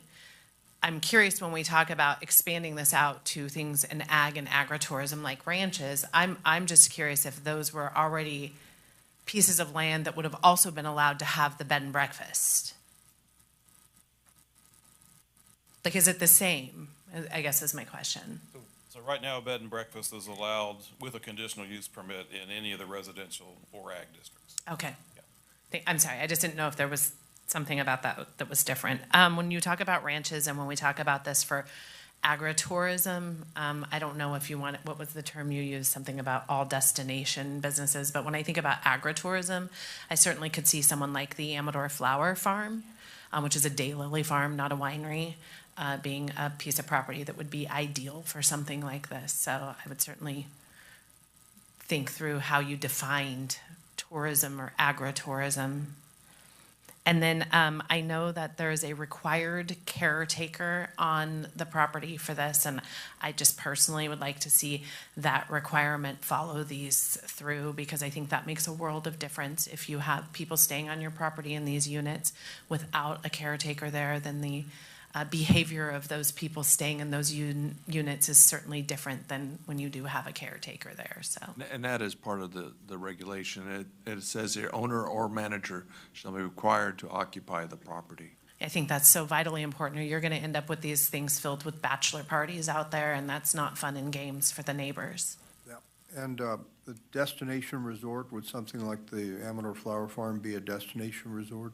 I think that's potential, but if you're gonna restrict it to wineries and/or tasting rooms for the moment, what you can always expand it to and have a definition of what those are going forward. Yeah, I don't have any problem going into the area of agritourism, letting farms and ranchers, and anybody who wants to have it can have it if they have the acreage, but my problem is going into it too fast. There could be potential problems here that maybe we want to just watch and make sure that we're not opening the door to a lot of problems. No, I understand that, Richard. I don't disagree. It's a lot easier to add it than try to take it away. If we did approve it. Yeah. Okay, so you have clear direction on this? I do, thank you. All right. I actually have a question for Chuck on that. So if we go ahead and add that to our codes, and then some down there we don't like it, would would people be able to say, hey, we bought this property with that right in mind, and still want to be able to come in and do it? You have that's a greater takings test than if someone already had those units in place. Then there, you pretty much have to grandfather them. If the land was purchased with the intent to buy it, but the permits were never issued for it, that's a totally different. Okay, so you could put it in place, and if it became a problem, withdraw it, and that'd probably stop any additional units should. Right. If those people have already exercised those uses, though, once they have that right, you can't take it away, right? If it's a takings issue, then you pretty much have to grandfather those existing units. That's the problem we're having with the winery ordinance too, is that. Oh, true. Some things are already, people are already grandfathered in because they've already exercised those uses. And one thing we learned through that process is on properties that are in the Williamson Act, once you add those uses, the only way you can take them away is with a written agreement between the county and the property owner to amend that contract that way. So those uses accumulate. I think we want to be careful. That's part of the problem right now is a lot of people already have by right uses. And there's no way we can pare those back. If Vintners Association in the last 20 years has looked at the winery ordinance twice and not been able to make any effective changes. So we're hoping this time Land Use Committee will come in with some recommendations that the board will accept. Okay, thank you. Any thoughts on private roads? Anything that we need to? I don't think we've got that far yet. We took a little hiatus from the review of the winery ordinance because of harvest season. Right. So we're not quite sure when we're gonna pick the discussion up again. I think Land Use Committee had to do some additional discussion internally to take something back for public consumption and comment. Okay. We'll go to the next item, which is land use again. Consideration of the Land Use Committee's recommendation to adopt a resolution on intention to amend County Code Title 19 zoning to establish a zoning overlay limiting development densities, structure heights, and incompatible land uses within 3 miles of Eagles Nest Airport. Chuck? Thank you again. So this request came from Eagles Nest Airport themselves to establish these perimeters around their airport to avoid either incompatible uses that draw lots of assembly or subdivisions into smaller lots or excessive heights for either either building, cell towers, those types of things. As far as the density, most of the property within the 3 miles around Eagles Nest is either zoned for a 40-acre minimum, or it's in one of the mining, mineral resource zones, or the county's industrial park off of Carbondale Road. But again, the action is just for resolution of intent to let the planning commission investigate this and come up with a proposal, and then send that back to the board of supervisors. And I think one thing that was compelling for the Land Use Committee is that this was taken to Sacramento County, and they've already adopted the points that were brought up by the Eagles Nest community. Sac County has a low-density residential designation in their general plan for the area that's on their side of the county line, that's still within the 3-mile rings around Eagles Nest. Okay. And this would not affect anyone that already has structures in place or any applications that are on the table, correct? That's correct. So it is putting some restrictions on the area, but I think with good reasoning behind it to protect the airspace that the Eagles Nest Airport needs for operation. And they have a pretty good-sized community there, too. They were well represented at our Land Use Committee meeting. There were no objections either, correct? Correct, yeah, we've not received any correspondence on this item. So the action here is for a resolution of intention to send this to the Planning Commission. Yeah, no, I think down there, Eagles Nest is really, it's a pretty neat treasure we got down there. And it looks like, I think the Whispering Pines Church is far enough out that it wouldn't really be affecting them. I don't believe they want to do any expansions, correct? I know they're at least 2 miles, because whenever they've requested building permits, you check on that routinely, but it's outside the 2-mile area. And there was a cell tower request on their property within the last 2 or 3 years. So I know they're outside the 2-mile ring. Can't swear that they're outside the 3-mile ring. The only one question I'd have is on that 2-mile ring, probably would never be a problem, but would that be, would that restrict like mining uses if they had like a facility out there, if they're mining, that wouldn't restrict them, would it? Wouldn't restrict surface mining, and generally the equipment used for surface mining, for the crushers and whatnot, are gonna be less than 50 to 60 feet. What about blasting or anything else like that? Well, there are active mines within 3 miles of Eagles Nest now that could do blasting. Okay. And we had a question at the Land Use Committee. How would this affect Eagles Nest Airport itself with gatherings? There is one use permit that they have for an annual gathering, and they close the airport when there's a requirement of that use permit that the airport be closed for traffic during. So I guess like our Rotary Club has had a car show there before. I guess for something like that, you would have to request the airport to be closed? Be closed. Okay. Now with that, what about down there at the, in county facility, the county property down there at like the tile plant? What was the tile plant? Carbondale. Yeah, off of like Michigan Bar, Carbondale. Carbondale property, the Carbondale industrial site. Right, so those areas are within the 3-mile ring, the tile plant and the rest of that industrial park. So there's gonna have to be some provision to allow those sites and those buildings when. They're within the 2-mile ring, right? Within, I think it crosses about through the middle of the property is my guess. yeah, I need to look at that again, but they're definitely within the 3 miles. So Okay. that would, those exemptions or whatever you want to call it would come up during a planning commission review Okay, Yes. or application process. then I'm good with it. And within the 3 miles, they're looking at avocation easements and not necessarily restriction of assemblage of people. You know, I think, Chuck, you might be right, because I might have got confused with the railroad track versus the road. Yeah, it's probably 3 mile. I always, in my mind, I always think the railroad track follows the road right in front of the tile plant, but it doesn't. No. It's further east. Okay. No, I think it'd be a good thing to give them some security there, because you see airports go in, and next thing you know, somebody's wanting to build something, then wanting to close the airport down, so So is that a motion to accept? that's a motion. Resolution of intention. There a second? Yes, second. Any further discussion? Any public comment?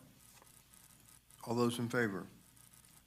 Aye. Aye. All opposed? Motion carries 401. Thank you, Chuck. All right, item 4H, discussion and possible action relative to response to the 21-22 grand jury report.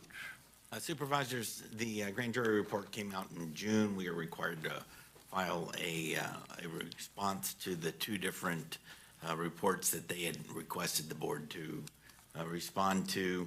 That response is due by the end of this month.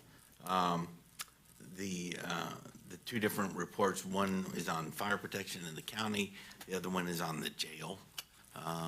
There are some draft responses to all of their findings and recommendations before you. Anything I need to clarify or expound upon or change, please let me know. I thought the responses were spot on. I did tone down my initial response on the jail. The one where they kind of got a little snitty with the board, saying we have, the grand jury continues to find the issues with the jail and the board doesn't do anything about them. I found quite irritating, given the conversation we've had just earlier today.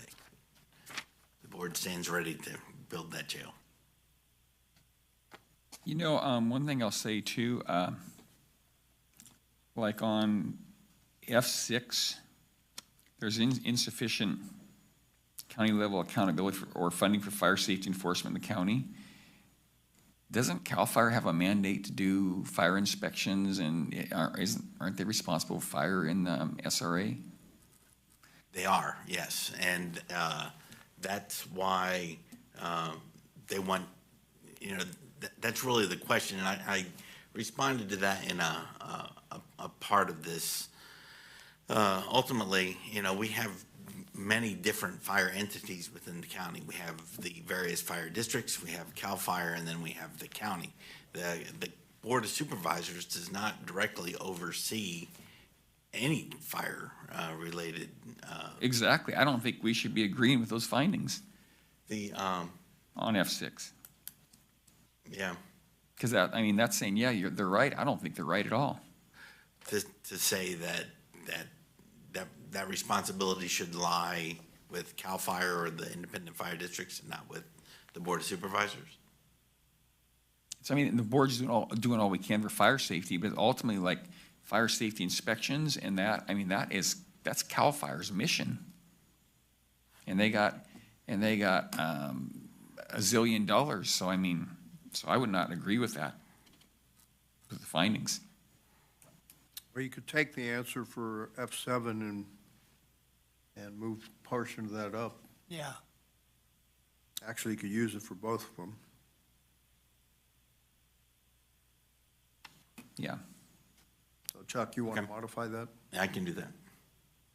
Yeah, use F7 for answer both those. And anything else? There's another one here.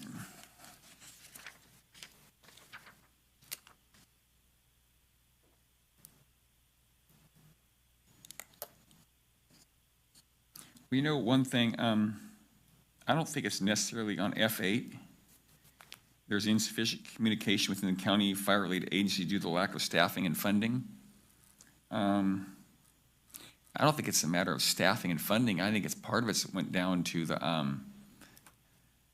I think what went on with MAP 118 in the fire response zones up at Sutter Hill. It's not a matter of communications and funding. It's a matter of fire having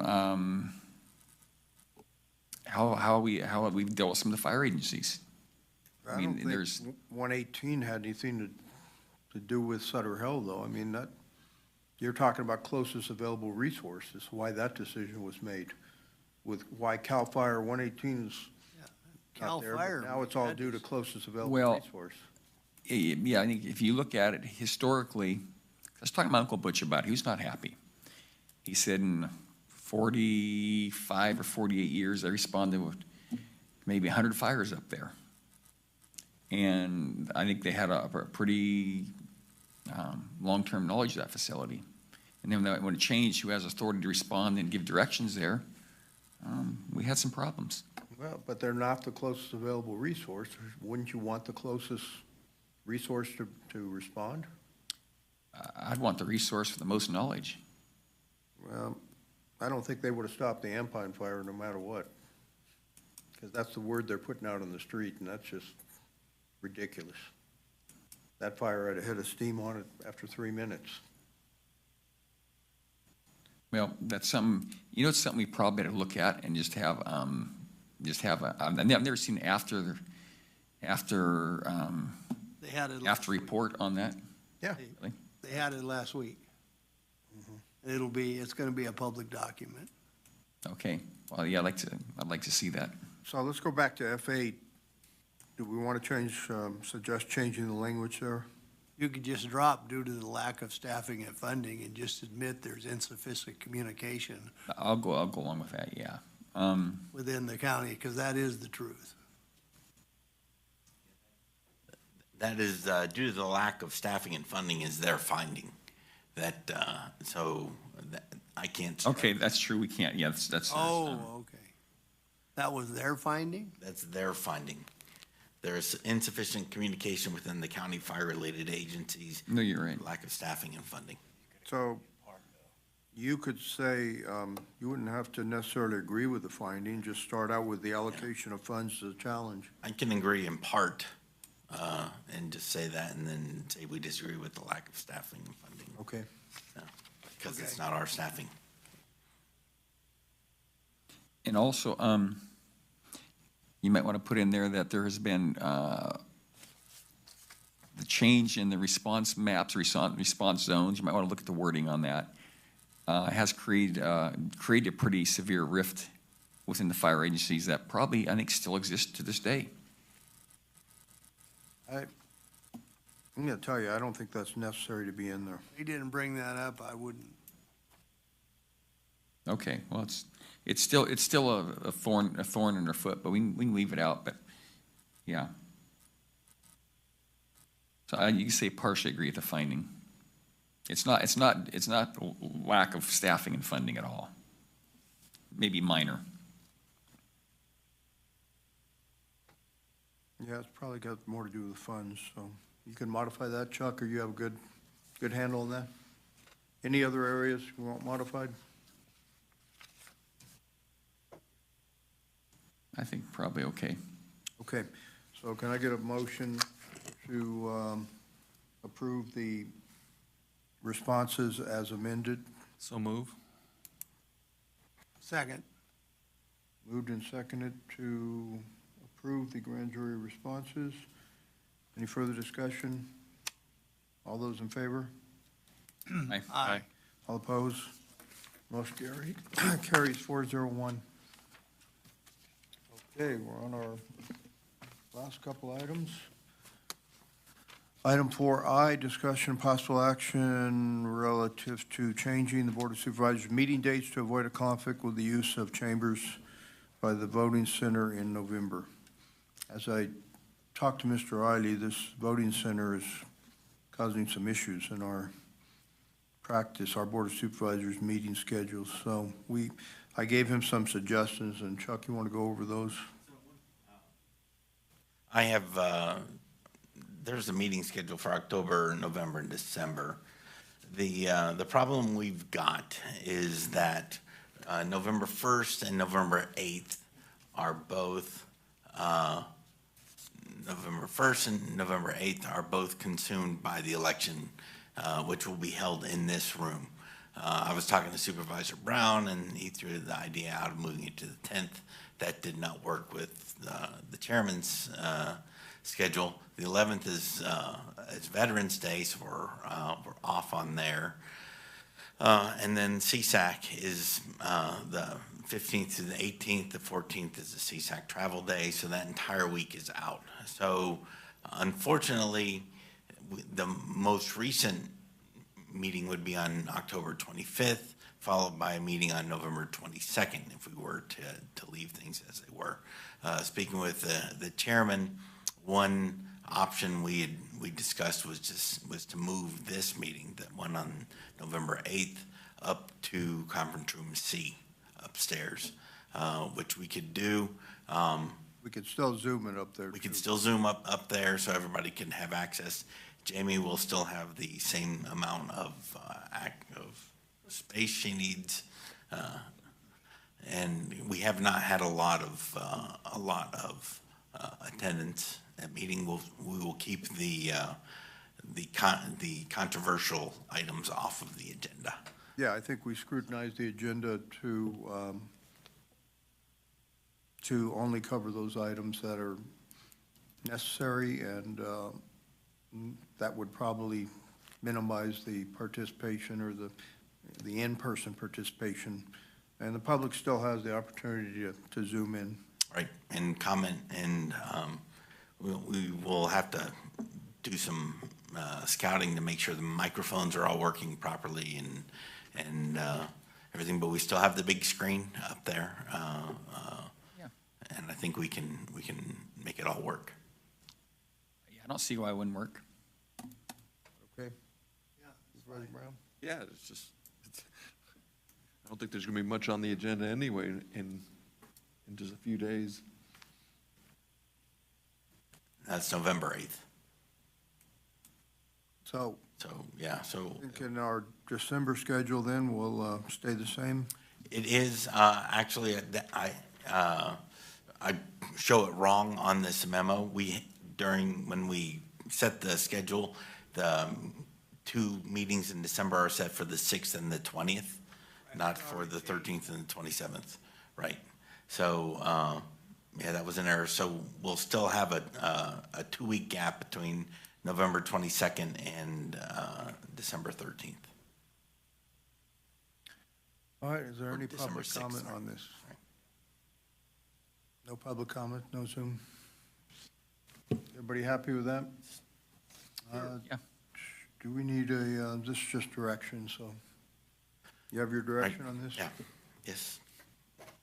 Okay, thank you. On to item 4J, the minutes. I do have some corrections on the minutes.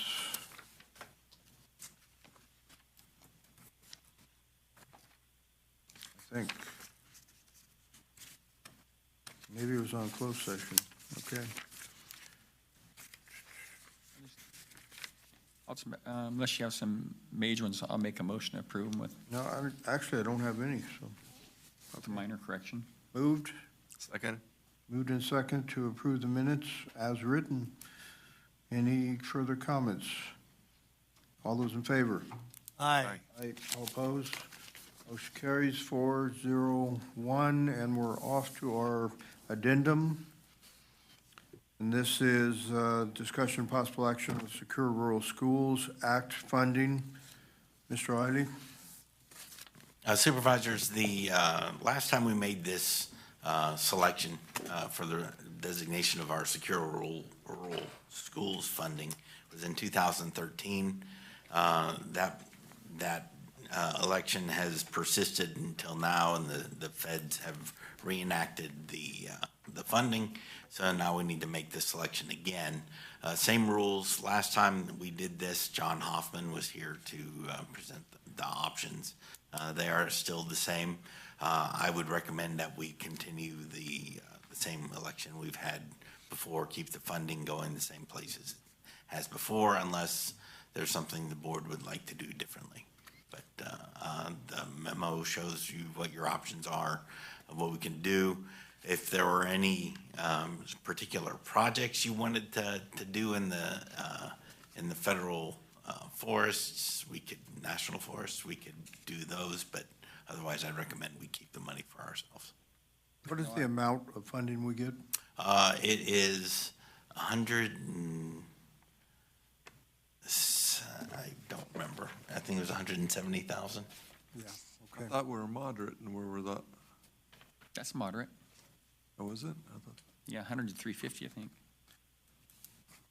We hit the 3 bad years and all this, so otherwise our funding would have been substantially higher. I was wrong. It's $100,001 and $349,999. Right.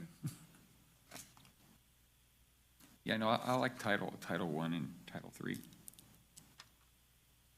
And Title III has a lot of stuff is good too. There's some help there for Firewise communities, which is, there's a lot of good things under Title III. I think we pretty well got most of, So the community wildfire. board's happy with leaving this the way it is? Yeah. Yep. Mhm. Any public discussion? Hi, board, can I get a motion? I'll make a motion to go ahead and continue the selection as was before, 85% to Title I and 15% to Title III. How about, you know what? Yeah, that's good. I'll leave it at that. And is there a second? One second. Moved and seconded. Further discussion? All those in favor of the motion, say aye. Aye. Aye. All opposed? Motion carries 401. With that, I think we have concluded our business for today. Closed session is concluded, so with that, we are adjourned.